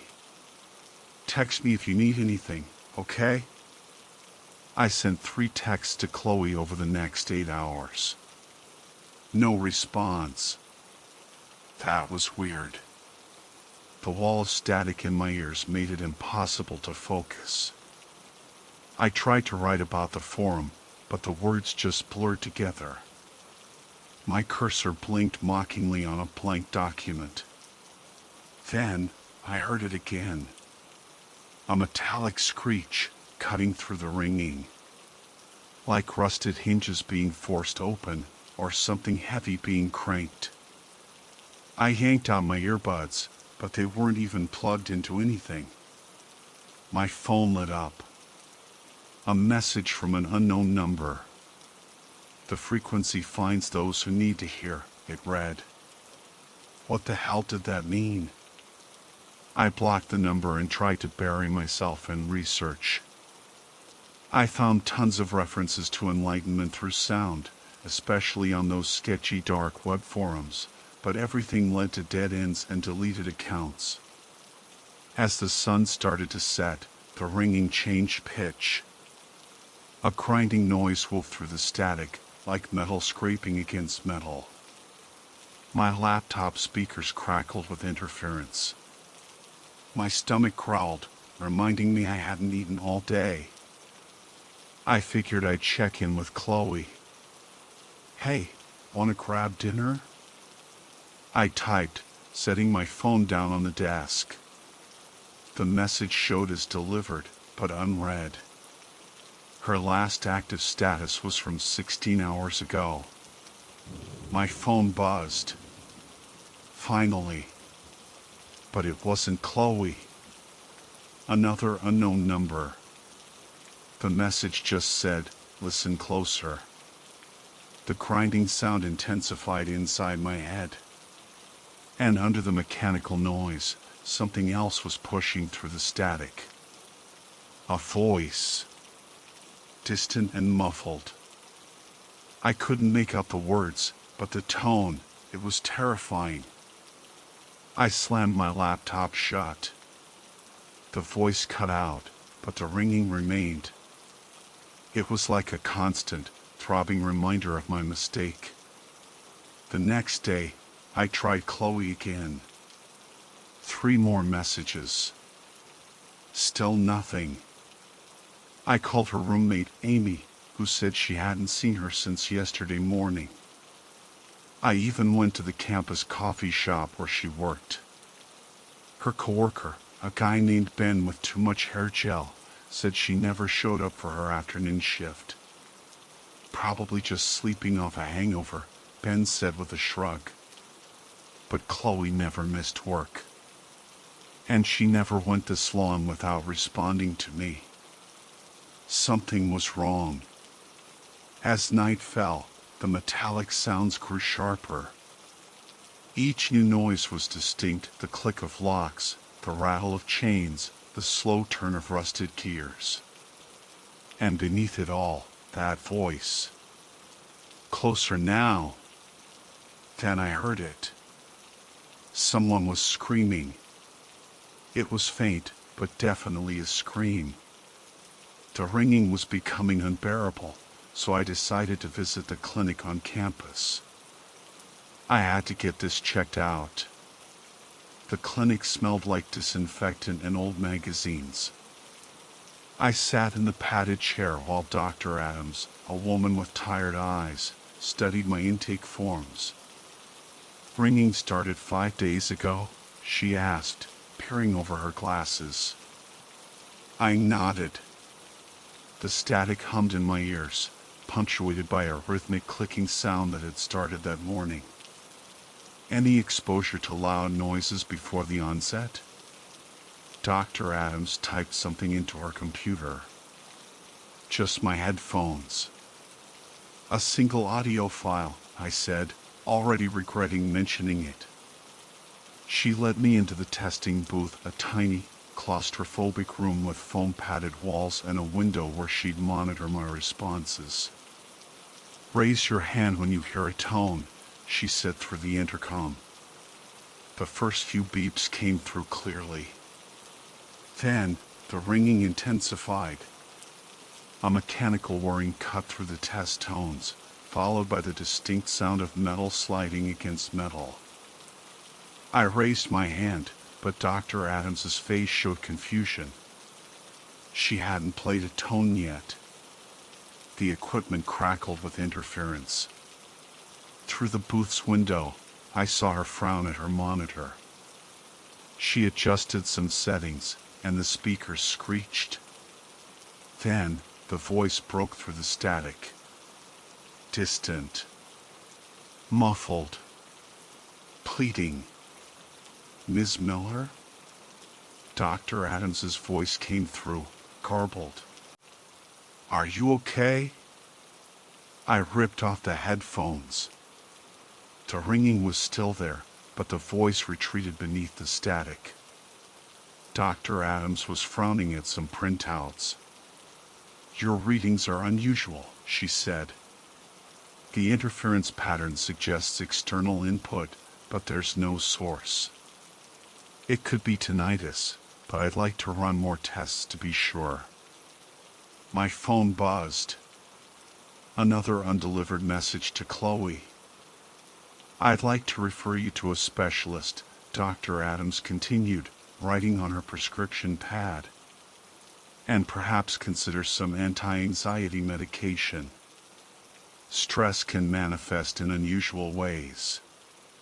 The clicking sound returned, becoming sharper, like something being wound tight. I wanted to scream. I rolled my eyes and stood up. It's not stress, I said, my voice shaking. But thanks for wasting my time. I spent the rest of the afternoon in the campus library. My student ID got me after-hours access to the medical section. Rows of computers cast a blue glow across the empty study tables. The ringing seemed to quiet down a bit here, muffled by the sheer volume of dusty medical journals. My laptop screen was filled with pages of tinnitus research. Case studies, treatment options, experimental therapies. None of it matched what I was experiencing. Normal tinnitus didn't come with mechanical sounds. Or voices. I opened a new tab and tried to find the dark web forum again. I managed to pull up a cached version, the last snapshot before it disappeared. Other users described a similar progression, first the ringing, then the mechanical sounds, then the voices. The library's fluorescent lights flickered. My laptop screen filled with static, and those damn symbols started dancing at the edges. The clicking sound returned, like a ratchet being wound tighter and tighter. Then, books crashed to the floor 3 aisles over. My phone lit up. It was Chloe's number. Finally.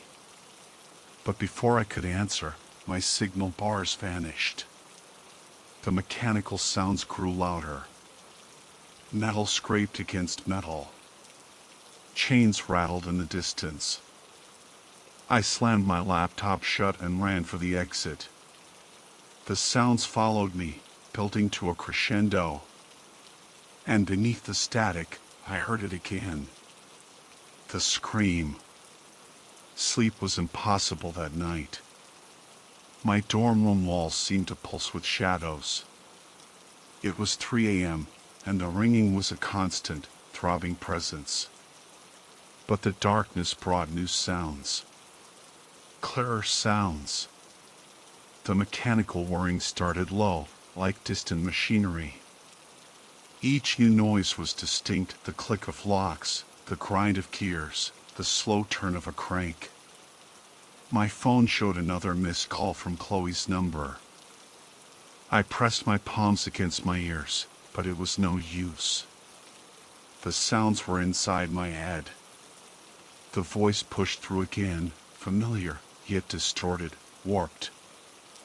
I could almost make out the words. Almost. My laptop pinged with a new email. The dark web forum had resurfaced. There was a single new message: the frequency finds those who need to listen. The ringing shifted pitch. Metal groaned against concrete. Something heavy dragged across a floor. Then my phone lit up. Chloe's contact photo. Static burst from the speaker when I answered. And through the white noise, I heard someone sobbing. The mechanical sounds built into a symphony of agony. Each gear, each chain, each lock clear in its purpose. Each sound marking time. And beneath it all, I heard Chloe's voice. She was screaming for help. The library basement was the only place I could find any relief from the ringing. Surrounded by concrete and old books, the static dulled to a whisper. I spread my research across an empty study table: printouts of forum posts, medical records, sound wave analyses. A pattern was emerging in the user's final messages. They all described the same thing: ringing, mechanical sounds, voices. Then silence. My phone lit up again. Another message from Chloe's number. 5 texts, all undelivered. And whenever I tried to call her, the signal just disappeared. The scrape of chair legs against tile made me jump. A man was sitting at my table. He had wild white hair and scars that traced his temples, disappearing beneath his hairline. "It's not in your head," he rasped, his eyes fixed on my papers. I pulled the documents closer, suddenly feeling very exposed. "Who are you?" I asked, looking around to make sure we were still alone. "Name's Robert Miles," he said, pushing a worn notebook across the table. "And those sounds you're hearing? They're not what you think." The notebook was filled with technical diagrams, wave patterns that matched the ones from my own analysis. But his notes went deeper. Coordinates. Signal strengths. The ringing spiked, and a mechanical line cut through the static. Robert tapped the diagrams. The frequency acts as a receiver, but... The library lights flickered again. Static burst from my phone's speaker. The mechanical sounds grew louder. The distinct click of a ratchet. The grinding of gears. Robert grabbed his notebook and stood up. You need to find the source before. Then, he was just gone. Vanished between the flickering fluorescent lights. A chill ran down my spine. I grabbed his notebook and ran. The ringing followed me, but something had changed in the static. The voice was closer. Familiar. Back in my room, panting and on edge, I spread Robert's notes across my desk. The coordinates were all over the city. Signal strengths were charted over time. And in the margins, a single phrase was repeated over and over. The frequency finds those who need to hear. Then the screaming started again. Louder this time. I had to find Chloe. I just knew she was in trouble. I raced to Chloe's apartment, my heart pounding in my chest. Police tape was strung across her door. Her roommate, Amy, stood in the hallway, hugging herself. Her eyes were red and swollen. They found her car, Amy said, her voice cracking. At the train station. Empty. The ringing in my ears built to a crescendo. Metal scraped against metal, chains rattled. I could hear the machinery working, even here. I pulled Robert's notebook from my bag. Did Chloe ever mention anyone following her? Strange messages, anything like that? Amy shook her head, tears streaming down her face. She just went to work and never came home. It's been 3 weeks, Sarah. 3 weeks. My blood ran cold. 3 weeks. No! That couldn't be right. The mechanical sounds twisted into something new. The slow grind of a crank turning, a winch straining under a heavy weight. My phone buzzed. Another message from an unknown number. A string of numbers and letters. Coordinates. They matched a set in Robert's notebook, circled in red ink. The screaming started again. The voice pushed through layers of static, desperate and familiar. It was Chloe. I knew it was. I stumbled down the apartment stairs, my vision blurring. This felt like a nightmare. The coordinates led to the industrial district. Old warehouses. Abandoned storage units. The police incident report glowed on my phone screen. Officers' notes mentioned Chloe's coffee shop name tag found in the train station parking lot. No security footage. No witnesses. A new sound cut through the ringing. The click of locks engaging. The squeal of rusted hinges. My laptop pinged. The dark web forum had resurfaced. The page displayed only one post. A single audio file uploaded 3 weeks ago. The day Chloe disappeared. I pressed play. Between a man's maniacal laughter and what sounded like a drill, Chloe panted and wailed through strained vocal cords. Her pitch peaked, then shattered under wet gurgling when the drill ground into what I could only assume was her flesh and bone. When her screaming stopped, the device clattered to the ground, and what followed still haunts me to this day. Squelching. The sound of someone digging into her flesh, into her organs. I jammed the stop button and froze. Unable to process what I just heard. Unable to feel anything but searing rage. The ringing exploded into clarity. Every mechanical sound aligned with the recording, the same devices, the same timing. The same screams. Robert's notebook held the truth. The frequency didn't cause hallucinations. It created a connection, a live feed. My best friend's voice echoed through the static. Not a memory, not a recording. Chloe was screaming again. Right now. The ringing led me through the city like a compass needle.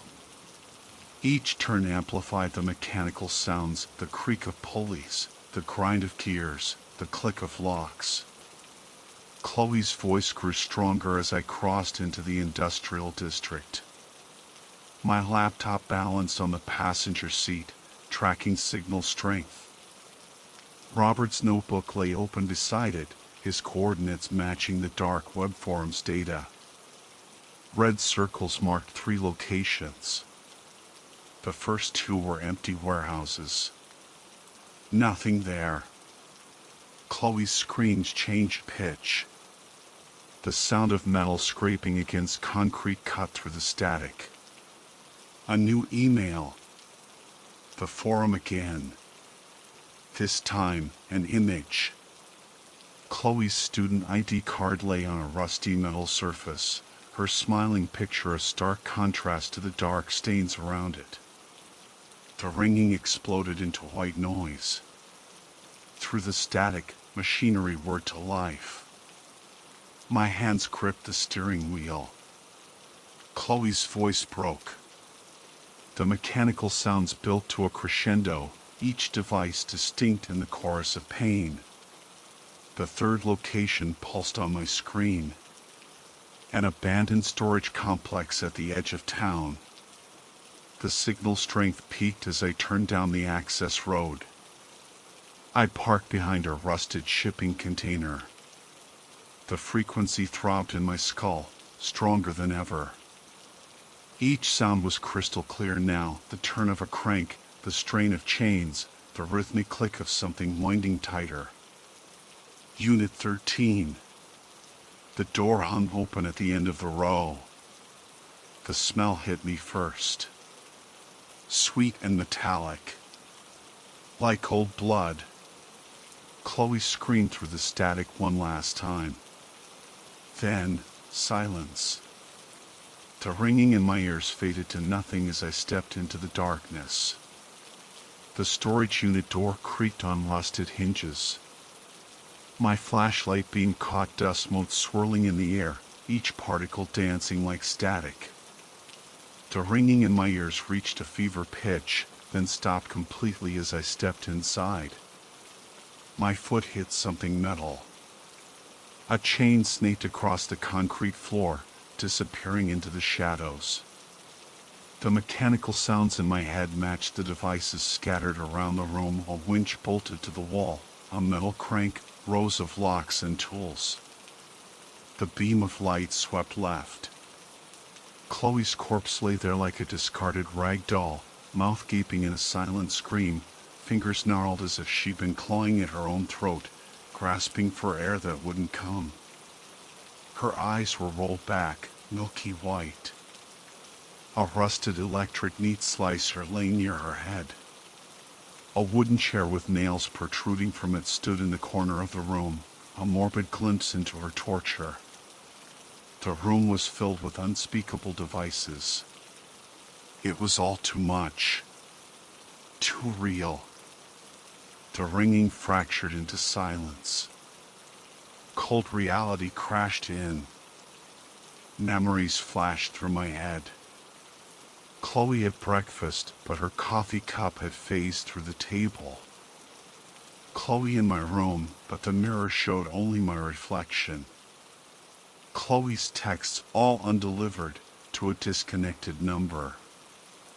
The truth was right there in front of me, wrapped in chains and decay. My best friend hadn't been missing for weeks. She'd been dead the entire time. The mechanical sounds made sense now. Every creak, every click, every scrape of metal, echoes of her final hours, burned into the frequency.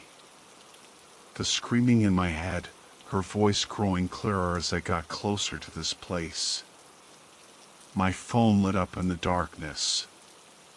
The forum displayed one final message: the frequency finds those who need to hear. The silence pressed in, heavy with truth. With shaking hands, I dialed 911. Sirens wailed in the distance as I sank to my knees beside what remained of my best friend. The ringing in my ears was gone. The police station's fluorescent lights buzzed, a dull, monotonous sound. Detective Morgan read through my statement, her pen scratching against the paper.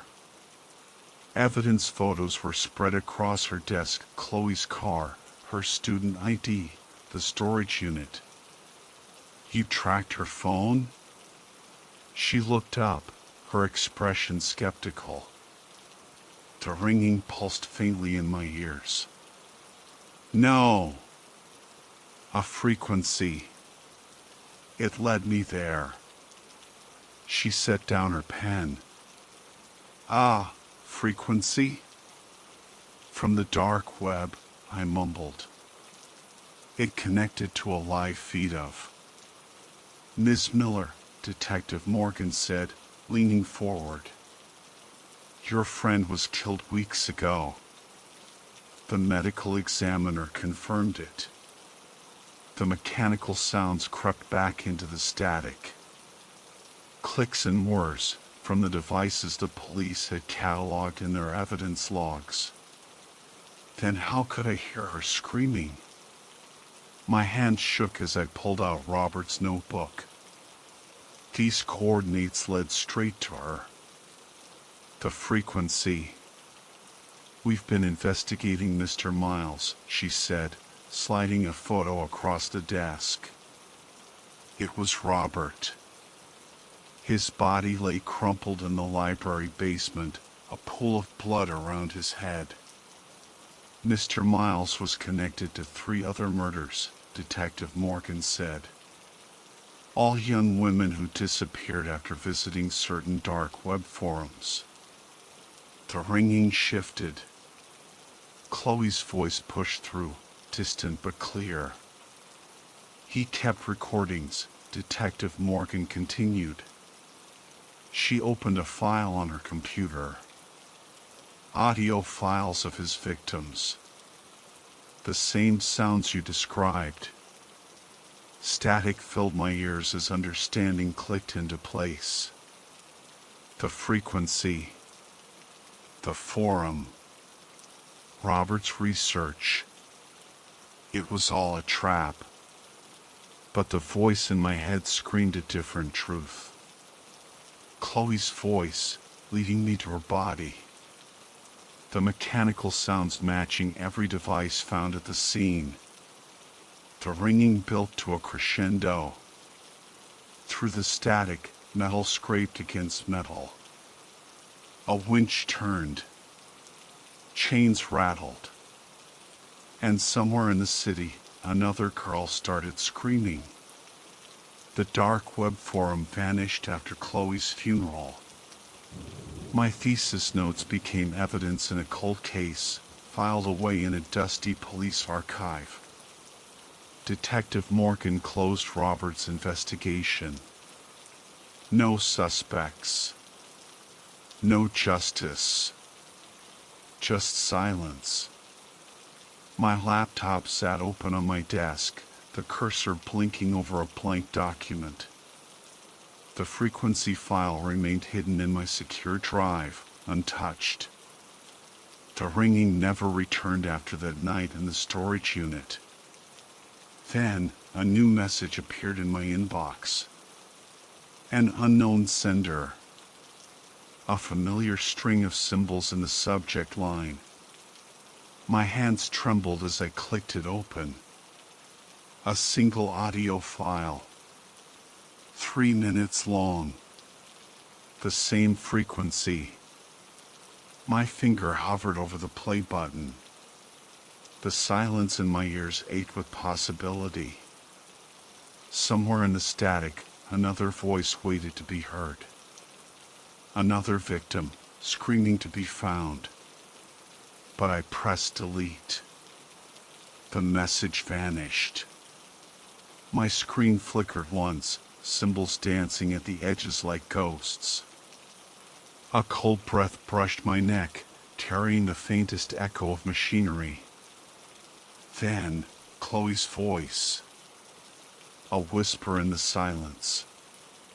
The frequency finds those who need to hear. I closed my laptop and let the quiet settle in. I couldn't do this again. I wouldn't. In the distance, a phone rang. Unanswered.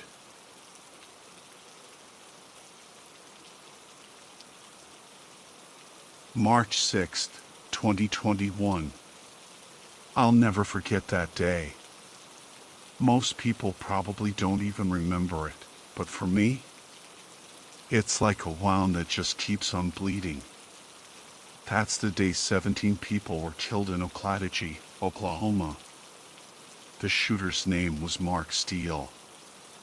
He didn't leave a single person alive in that place. And then, after taking all those innocent lives, he just ended it. Turned the gun on himself. I still see his face sometimes when I close my eyes, especially in my nightmares. It's just blank. Like he'd already made peace with what he was about to do, like it was all part of the plan. But the thing that really messes me up, the thing I can't shake, it isn't just the shooting itself. It's everything that happened after. Or, I guess, what didn't happen. See, Mark Steele filmed the whole thing. Live streamed it. Hundreds of us saw it happen in real time, or caught it on the internet later. He even wrote this whole messed up manifesto. 37 pages of twisted, rambling nonsense, explaining why he did it, going into all the sick details. That got passed around the internet, too. Then, poof. It was all gone. Every last trace of it. The stream, the manifesto, all of it. Vanished. No clips. No screenshots. You couldn't even find a whisper of it on the dark web. At first, I figured it was just people trying to forget. You know, not wanting to remember something so horrible. But now, I'm not so sure.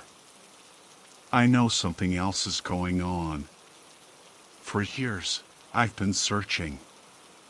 I've dug through every corner of the internet, every forum, every message board. I've tried to contact people who said they saw the video or read the manifesto. Most of them never wrote me back. But the ones who did, they all told me the same thing. Stop looking. They warned me that it wasn't worth it, that I was putting myself at risk. Then, one night, I got an email. The subject line was just, "You're not alone." It was obviously a throwaway account. No name, no profile picture. Just a short message. "I have what you're looking for. The manifesto and the stream. But we need to talk first. No promises it's safe." There was an attachment. A blurry, black and white scan of the first page of the manifesto. The title? The Final Lesson. My heart was pounding out of my chest as I stared at it. I didn't know if I should feel relieved or terrified. I wrote back, and within minutes, I got another message. It had an address about 2 hours outside of Oclatagee. No phone number. No instructions. Just an address. When I got there, it was this old farmhouse, totally run down. Paint peeling, windows boarded up, the whole 9 yards. Looked like it had been abandoned for years. But as I got closer, I noticed a faint light flickering through the cracks in the boards. Before I even had a chance to knock, the door creaked open. There was a guy standing there, his face all hidden in the shadows. He looked older than I expected, his eyes were sunken in, but there was something about him that made me stop in my tracks, made the hair on the back of my neck stand up. "You came," he said, and he motioned for me to come inside. The second I stepped in, the smell hit me. Pure mildew. This place hadn't been aired out in decades. He sat down at this beat-up old desk and pointed to a dusty laptop sitting on top.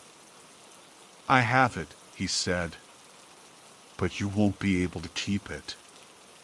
Every time someone tries, it gets erased. It's like it knows." I had no idea what he meant by that, but he opened up two files on the laptop.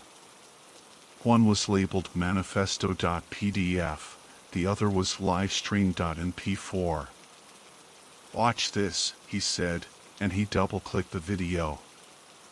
The screen flickered, and then, there it was. The cafeteria. The screams. The chaos. Mark Steele was walking through the halls, narrating everything he was doing in this cold, emotionless voice. It was even worse than I remembered. Way worse. After a few minutes, the guy paused the video. "Record what you can," he told me. "It's the only way to hold on to it." My hands were shaking as I pulled out my phone and hit record. He started the video again. Mark entered a classroom, raising his gun. Students were begging, pleading for their lives. I could barely keep the camera steady as I watched it all unfold. It was like watching a snuff film, but worse, because it was real. You could practically feel the terror. And then, it happened. The laptop screen flickered again. The video just disappeared. My phone shut off, even though I was still recording. When I turned it back on, the video I had just taken was gone. The guy slammed his fist on the desk, cursing under his breath. "They're on to us," he said. "You need to leave. Now." I was barely out of that farmhouse when I heard tires crunching on the gravel driveway. I turned and saw a black SUV pulling up, its headlights cutting through the darkness like knives. Two guys in suits got out. They looked calm, deliberate, like they did this kind of thing every day. I didn't stop running until I was deep in the woods, my lungs burning, heart hammering in my chest like a drum. I never saw that guy again. The guy from the farmhouse. I don't even know his name. So, now, I'm back to square one. The truth is still out there, somewhere, but it's like it's buried a mile deep. And it's not just erased. It's like it's being hunted. Someone, or something, is going to extreme lengths to keep it hidden. I keep thinking about what the guy in the farmhouse said, about the files being erased, like they know when someone's trying to copy them. It sounds crazy, I know. But what if it's true? What if there's something more to this than just a cover-up? The manifesto, the live stream, all the pieces of that day, they're still out there, floating around in the digital ether, maybe. But every time someone tries to remember, tries to grab a piece and hold on to it, it disappears again. It's like it's alive, and it doesn't want to be found. Or maybe, the people trying to hide it are just that good. I don't know what to do anymore. I thought I was close. I thought I finally had a lead, a chance to expose the truth. But now, I'm more lost than ever. It's like I'm chasing a ghost, a digital phantom that vanishes every time I get close. If you're reading this, and you somehow stumble across anything at all that connects to what happened that day in Oklahomachi, be careful. Seriously. They're watching. And they'll do whatever it takes to make sure the truth never sees the light of day. Don't make the same mistake I did. Don't trust anyone, and don't assume you're safe just because you're behind a screen. I don't know who they are. A government agency?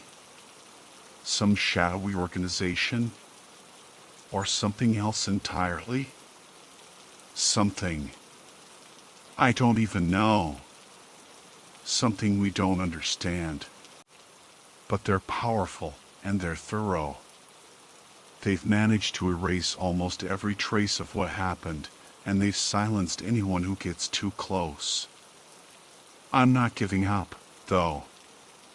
I can't. Not after everything I've seen, everything I've lost. I owe it to those 17 people who died that day. I owe it to their families. And I owe it to myself. I have to keep searching, keep digging, even if it kills me. Maybe this is all just a big conspiracy theory. Maybe I'm just chasing shadows. But I can't shake this feeling, this gut instinct, that there's something more to this story. Something bigger and darker than anyone realizes. So, I'll keep looking. I'll keep searching for the truth, no matter how deeply it's buried. And maybe, just maybe, one day I'll find it. Or maybe it'll find me. But until then, I'll keep this warning in mind. Be careful who you trust. Be careful where you look. And be prepared to run. Because the truth is out there, but it doesn't want to be found.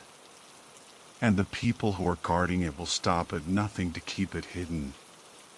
They'll stop at nothing to keep the world from knowing what really happened on March 6, 2021, in that small town in Oklahoma. They might even be reading this right now. If that's the case, then I'm not afraid of you. You can erase your files. You can run your operations. But you can't stop the truth from coming to the surface. It might take time, but it will, eventually. I'm sure of it.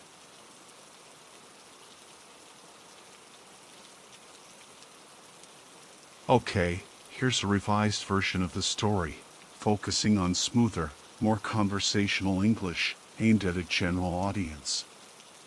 I'll break it into 6 parts, providing one part at a time, and I'll change the character names. Part 1, The Genius Next Door. I swear, I live with a freaking literary genius.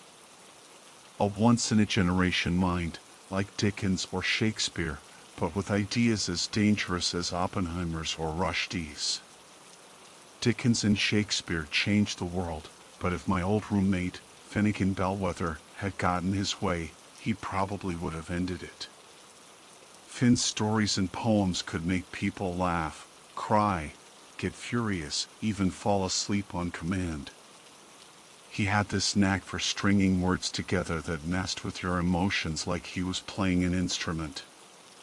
His love poems made shy people blurt out declarations of undying love to bewildered crushes. His war stories inspired guys to drop out of college and join the army. And his dramas about death and loss. Forget about it, no one came out of those with dry eyes. But it wasn't the good stuff that made me torch our student house with him inside. No! It was the stuff he wrote when he decided he wanted to make people scream. That did it. I've been in prison for a few years now. Arson and murder, in case you're wondering. This is my life now. But honestly, it was worth it. I might be guilty in the eyes of the law, but I sleep just fine. The shrink calls it a delusional martyr complex. Whatever. I know this is a sacrifice for the good of humanity. God knows what would have happened if those stories had ever been published. Like I said, Finn had a way with words.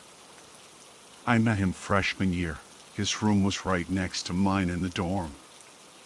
By sophomore year, we were sharing a house with two other friends, Clara and Owen. Owen even testified to my good character, which knocked a couple of years off my sentence. Thanks, buddy. Anyway, from the start, I could tell Finn was different. No, not different. That's the wrong word. Gifted. Yeah, that's it. Gifted in a way you rarely see. At first, I felt lucky to know him. Word got around about the tall guy in the duffel coat who made a famous visiting lecturer burst into tears. I won't name her, because I don't want any media circus when she inevitably sues for defamation. The public already hates me enough.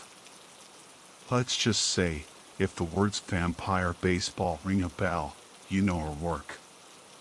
Finn tore her apart, calling her a peddler of emotionally empty garbage that's an insult to the trees that die for the paper it's printed on.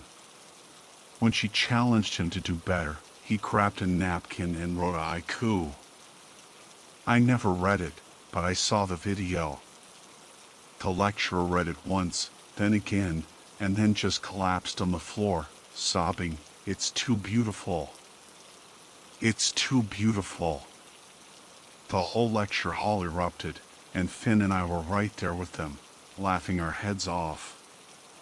And that was how it went for the first 6 months. Finn had all the drama and English lit majors hanging all over him, and I was just along for the ride, enjoying the perks of his genius. But then, the incident happened. And everything changed. This is the end of part 1. Let me know if you'd like me to continue with part 2. I'll wait for your confirmation before posting the next part. It rocked the whole campus. 6 or 7 guys, one of them an underage kid visiting for the weekend, died at an after-party. And not just died, they died in a way that brought the media swarming for 2 solid months. The kind of way that made dozens of students drop out the next day. One guy had killed 2 others, someone else jumped out a window, and there were rumors the 2 survivors were so messed up they hurt themselves. Nobody knows exactly what happened, but the university couldn't stop photos of the carnage from spreading through WhatsApp and Facebook groups. I never saw them myself. Seeing Owen look at his phone and instantly throw up all over the room was enough for me. My stomach's not that strong. I wish Finn had shown the same restraint. Probably a bad batch of acid or something, Owen said, while Finn stared at his phone. Or maybe the others just snapped when they saw what Luke did. I heard he. Could you send me these? Finn interrupted, surprising both of us. Yeah, sure, Owen replied, glancing at me as he took his phone back. What do you want them for, though? Research, Finn mumbled, already heading to his room. He had that look on his face, the one he always got the night before an assignment, the one that usually brought hordes of adoring girls to our door. I should have known then that mixing that look with those photos was a recipe for disaster. But I was too stoned and too busy getting back to my Tekken match with Owen to think about it. I didn't realize it then, but that night was the start of a 9-month countdown that would end with Finn dead, our house burned to the ground, and me as the monster of the week in the news. The first 3 months were pretty normal, to be honest. The first changes were in the groupies Finn attracted. Guys started showing up alongside the girls, at least at first. The whole vibe changed, too. Before, it was bubbly art students. Now, I was trying to play Tekken over the shoulders of goth girls and pale, sunken-eyed wannabe Lovecrafts. But after a month or two, even that crowd started to thin out. The remaining goths and imitators looked increasingly worried and haggard. They had the same expressions that drama and lit girls used to get when Finn's new artistic direction scared them off. I found out why about 3 months later. Finn was holed up in his room, in the middle of a days-long writing binge. What's going on with him? I asked Owen, nodding towards Finn's room. I know he was always a bit of a recluse, but I haven't seen him since Thursday. He stopped bringing people over, too. Yeah, because that's what we should be worried about, Clara chimed in, rolling her eyes. God forbid you don't get laid, right? Ha, I said dryly. Very funny, Clara. You caught me. I'm the one who hid the body under the floorboards. We all laughed for a bit, then Owen finally answered my question. Honestly, I don't know, man. He's been off since those photos from G-Block. The ones with Luke McAllister. I know the ones you mean. But that messed everyone up. You can't tell me all his. I mean, all their friends from his classes dropped out? Clara shook her head. No, they're still around. We journalism students have a shared lecture with the creative writing guys. Travel writing. Finn's stuff lately. Owen, Jake, I think something's seriously wrong with him. Clara leaned forward, glad to finally have our attention. The conversation went on late into the night. It ended around 2 a.m., with the three of us standing outside Finn's door. Finn? I said, knocking softly. Finn, it's Jake. Owen and Clara are with me. Clara was saying, ow. Clara elbowed me. She was shaking her head, eyes wide, telling me to shut up. I mean, you remember Sarah? That girl from your course I was seeing? That narrows it down, Owen chuckled, earning another elbow from Clara. I rolled my eyes and kept talking to Finn through the door. Well, buddy, I tried to catch up with her, but she says she's concerned, worried, scared. Clara nodded when I said scared. Yeah, she's scared, Finn. She said the stuff you've been reading in lectures has been, well, can we talk?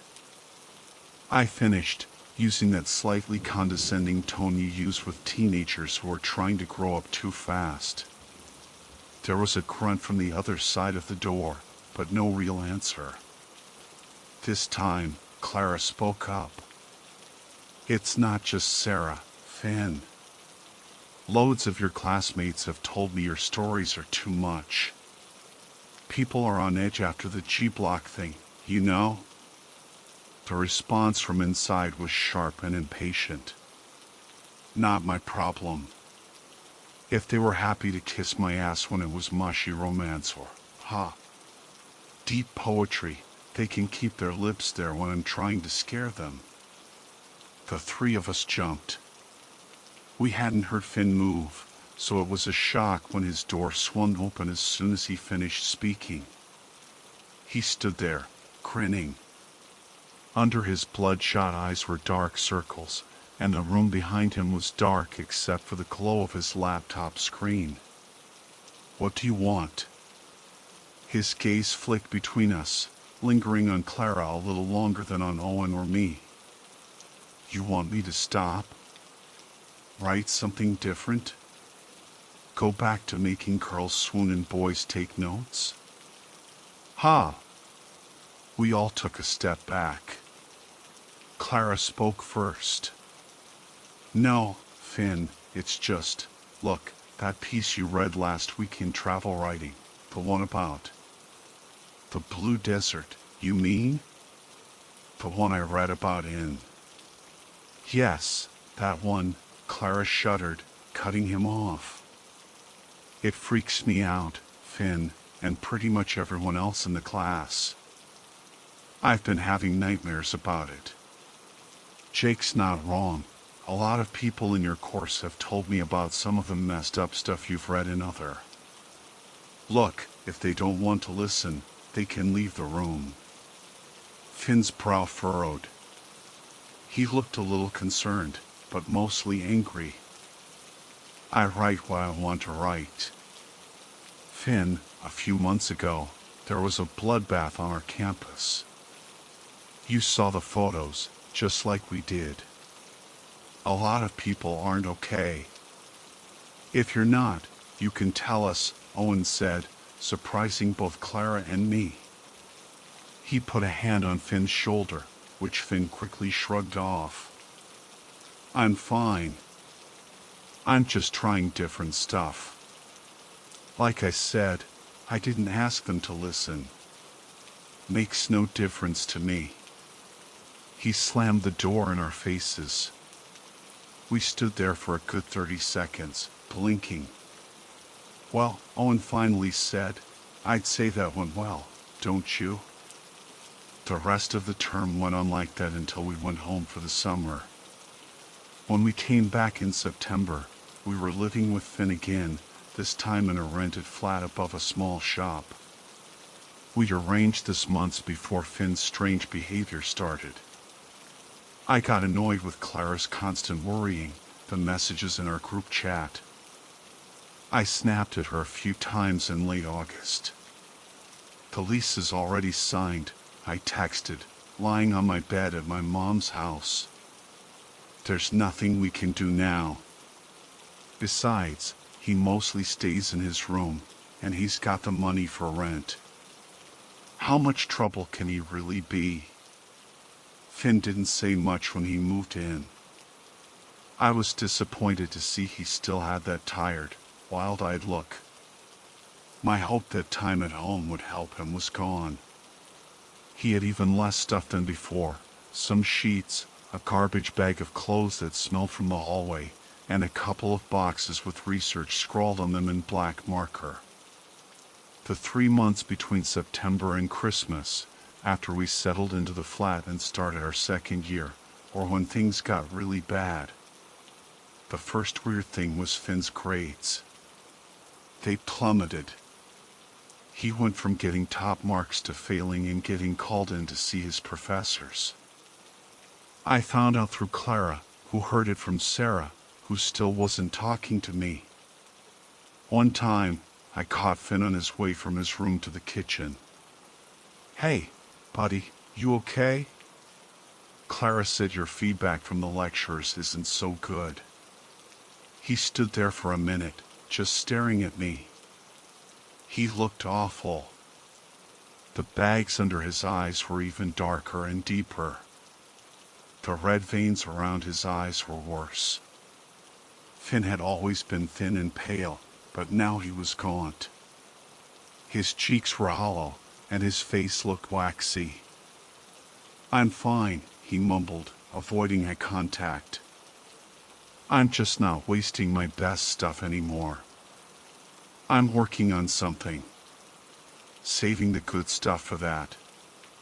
Okay, man. Still, could you at least take a shower? I had a date the other night, and she noticed the smell. Finn shrugged. Sure. He didn't shower. Or at least, I never heard him. The smell never went away, but it didn't get worse either. It was just there, a faint but constant smell of gasoline and burnt eggs that seemed to be in the walls and carpet. I stopped bringing dates home. Owen and Clara started dating a couple of months into this weird period, so they didn't have that problem. But they still complained. I'd often hear them banging on Finn's door, yelling about the smell, or spraying air freshener everywhere. Besides the smell in the crates, the other weird thing was Finn's new following. He started attracting people again, even though he was only handing in half-finished work. But this new crowd was different. They were strange, but not in the try-hard way that goth girls and imitators had been. These people weren't even students. That was the only thing they had in common. There were men, women, some much older than us, some so young we thought about calling the police. I don't think it was anything sexual, though. Sometimes the younger ones showed up with their parents. They all had the same furtive look, whether they were homeless and smelled like urine or rich and wore expensive suits.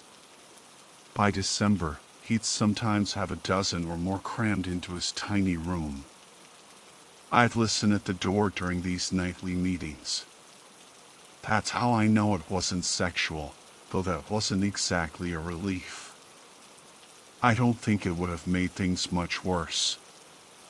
I couldn't hear everything, but it was mostly just talking. Finn talking. He'd talk for hours, probably reading from whatever he was working on. What happened the night before we went home for Christmas break confirmed my suspicions. I heard Clara scream before I saw anything. I was in my room, getting high and playing Tekken after a long day of lectures.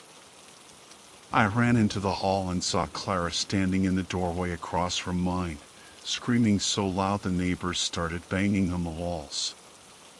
A man stood in front of her, facing away from me. One of Finn's followers, one of the rich ones in the suits. Clara was looking up at him, tears streaming down her face, screaming with every breath. I found out why when I touched the man's shoulder. When he turned around, I started screaming too. He'd taken out his eyes. Wetness ran down his cheeks, dark red. His eyelids fluttered uselessly over empty sockets, black except for the faint red of the flesh inside. He was huge, at least a foot taller than me, which didn't help my panic. I eventually passed out. The goatee on his otherwise clean-shaven face was stretched, pulled tight around something he held between his lips. I lost consciousness the moment his lips parted. Between his white teeth were two bloody, socketless eyeballs. When I came to, the police were already there. Owen and Clara had dragged me to the couch after Owen, luckily drunk, smashed a bottle over the guy's head and called 911. I refused an ambulance. After seeing how Owen handled things, I felt safer with him than in a hospital. Part of me wanted to move out then. Part of me still wishes I had. But instead, I decided I wasn't going to let Finn and his messed up followers ruin my first real place. Over Christmas break, we agreed we'd kick Finn out when we got back. But the police hadn't found anything to arrest him for. They found a manuscript, which they took, but there wasn't anything incriminating enough to keep it. A concerned officer emailed Clara, warning us that even though they couldn't charge Finn, we should be careful. She basically said, "I'm almost certain I'll be called back to that flat, and I'm worried next time the mutilation won't be self-inflicted. I can't tell you why, but something's not right. Please, you, your boyfriend, and your flatmate should find somewhere else to live." It was the book that worried them. I've seen it since, but all I knew then was the title from Clara's email. Ha, the children are bleeding, a housewife's tale. Those last 3 months, after we ignored the officer and went back to the flat, I got to know that book way too well. It had clearly affected the police too, because I saw more than one officer knocking on our door and going straight to Finn's room. I'd hear Clara crying at night, while I was too scared to sleep because of the low mumbling coming from Finn's room. She was terrified, and so was I. Trying to kick Finn out didn't go well. We managed to hold it together for a month after we got back before Clara finally snapped. She marched down the hall and started banging on Finn's door. "You get out here right now, Finnegan Bellwether, you smelly, creepy bastard. I've had enough. You have to leave." Owen and I barely had time to put down our controllers. By the time they hit the floor, Clara was backing into the living room, hands up, pleading with a group of glazed-eyed people.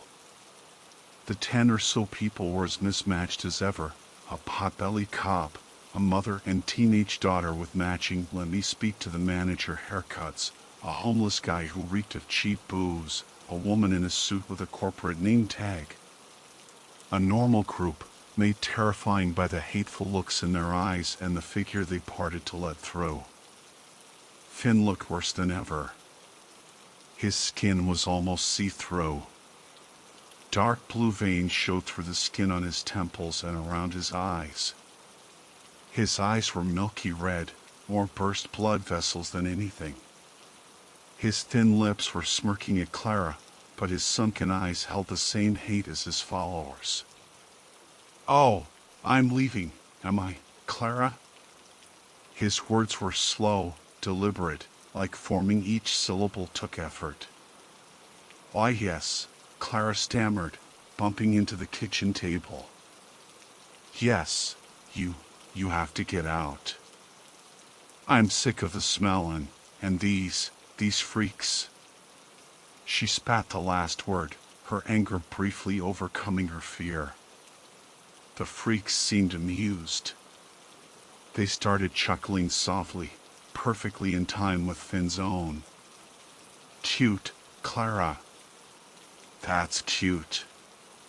His smirk faltered when Owen stepped between them. "Back off, Finn. I don't care how many of your sick little club you've got with you. If you touch her, I'll mess you up." I was behind them, so I couldn't see Finn's face, but Owen's fury made even me jump. That's why Finn's response shook me so much. "I'm already messed up, Theodore. So are all of you. I'm just honest about it." He looked at the three of us. "I'm fond of 2 of you, so I'll ignore this. Don't bother me when I'm working again." He and his followers gave Clara one last disgusted look and went back down the hall to his room. That night's muffled sermon lasted until dawn. So did Clara's sobs. I didn't see Finn again until the night of the fire. I was still refusing to leave. Clara had tried, but Owen talked her out of it. She moved into his room, leaving her old one empty. Owen was convinced he could fix everything by punching Finn. I think he was just as scared as we were and found the tough guy act comforting. I don't think any of us could have left, though. I doubt Finn would have let us, and the thought of leaving him and his followers alone was even scarier. During that last month, I realized I had to do something. Even though I was terrified, I couldn't just let it go on. Evil triumphs when good men do nothing, or whatever that saying is. It took me 4 weeks to build up the courage, but I knew I couldn't live with myself if, well, you'll see. Finn's followers were up to something. That was clear over the next few nights. I'd lie awake listening to the muffled sermons mixed with thuds, scrapes, banging, and sawing. After a week, the sounds started coming from Clara's old room, too. I didn't get to talk to her much. She barely left Owen's room. Owen worked at a bar, so he was out most nights. He'd get back after midnight, and the noise always started when he was gone or asleep. He was working the night of the fire, which is probably why he was around to get those years knocked off my sentence. The first thing I noticed the night of the fire was the sound of boots. I was used to hearing them in the hallway at night, learned to sleep through the heavy footsteps that got louder as they approached my door, then faded as they went back to Finn's room. But hearing a dozen or so pairs of feet leave the flat and slam the door was new. I should have been relieved. I wasn't. I still remember the man with the eyes in his mouth. The police officer's warning was still fresh in my mind.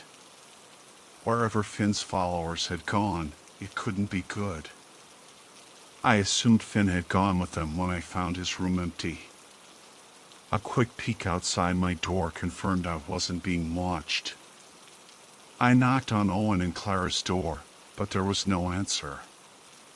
She was probably asleep, since I couldn't hear her crying. I didn't think to check Clara's old room yet. I tried Finn's door, hoping I could catch him alone. I still thought I could get through to him. Just like Owen clung to the idea of fixing things with violence, I still believed Finn was my friend. A sick friend who could be reasoned with, helped. I was so wrong. When I learned the truth, I realized how badly I'd misjudged Finn, and how naive I'd been about saving him. When I found the book on his desk, I knew Finn didn't need a friend. He needed something else entirely. The lump in my throat was already forming when his bedroom door swung open.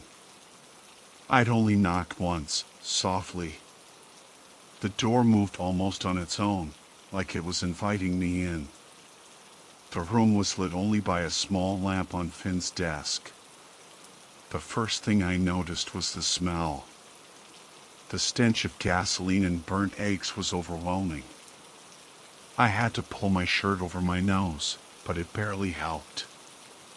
I went to the book on the desk because I think that's what Finn wanted. This was all part of his game. He just miscalculated. It didn't end how he planned. At least, I hope it didn't. After what I read, I wouldn't be surprised if that twisted genius had planned for everything I did next. It was a printed book, bound in a red cover with the title, How the Children Are Bleeding, A Housewife's Tale. The font and weird capitalization were almost as disturbing as the fact I had to open the cover to make sure it was actually written by our bellwether. But those things were nothing compared to what was inside. I won't go into detail, because writing it out would just be recreating it. I only got through 5 or 6 pages before I threw up in my shirt. I threw the book across the room, wiping the vomit off my face. I was babbling, tears in my eyes. I don't have a word for how I felt, panicked, terrified, insane. None of them are enough. It was a collection of untitled passages, some poetry, some prose. They described the most horrific things. I don't even think you can imagine them. Unspeakable acts, twisted creatures, horrifying landscapes. All written by Finn, with such clarity it couldn't have just been his imagination. That's when I knew I had to do something. I didn't want to know what people who weren't repulsed by this book were capable of. Finn alone was dangerous. A following devoted to this twisted message was unthinkable. The open cardboard box on Finn's bed, full of copies of the same red book, was the final straw. I was never so glad Owen liked Zippos. We had lighter fluid in the kitchen, and with the half-dozen bottles of vodka I had everything I needed. I was about to light a match I'd taken from Finn's desk when I heard a whimper. Clara. I'd been so caught up in my terror that I'd forgotten about her. She hadn't made a sound until then, even when I was yelling and throwing vodka and lighter fluid everywhere. I could still hear her whimpering when I kicked down the door to her in Owen's room. The door burst open, but Clara wasn't there. Her screams were coming from her old room. The door to her old room, the one Finn's followers had been using, didn't need kicking. It creaked open as I approached. The room was dark, but I knew Clara was in there. Her screams got louder as soon as I opened the door a crack. The light from the hall fell on the floor. It stopped at Clara's feet. Even that was enough to know her screams were justified. The light showed her feet, ankles, and up to her knees. She was naked, strapped to a wooden axe with thick leather belts. Well, axe is the easiest way to describe it. I didn't see the full horror of it until I turned on the light. But even then, my attention was elsewhere, so I still don't remember exactly what it looked like. I just remember the heavy wooden axe had carvings all over it. It was attached to spinning cogs and wheels, all covered in the same disturbing symbols. The wheels were made of everything: iron, wood, plastic, papier-mâché, bone. But when I turned on the light, I wasn't looking at the wheels. I was looking at Clara. "I can see you. Oh God, Jake, I can see you." "How can I see you, Jake?" I screamed when the light hit the room. I saw the whole contraption, how it filled almost the entire space. I saw how it was connected to bubbling vats, to hissing pipes. The smell of burnt eggs and gasoline was so thick I could barely breathe. I don't know how I didn't pass out. I think I was too scared of Clara's eyes. My body wouldn't let me shut down while she was looking at me like that. She was strapped to the machine. Her eyes, the ones I remembered, were hidden under a thick bandage. I wept when I saw the dark red stains above them, my mind filled with the image of the man in the hallway. "I can see you, Jake, he can see you." This is where the story ends. The implication is that the narrator, driven to madness and a desperate attempt to stop the horror, set the fire. The ending is abrupt and leaves the reader with a chilling sense of dread and unanswered questions.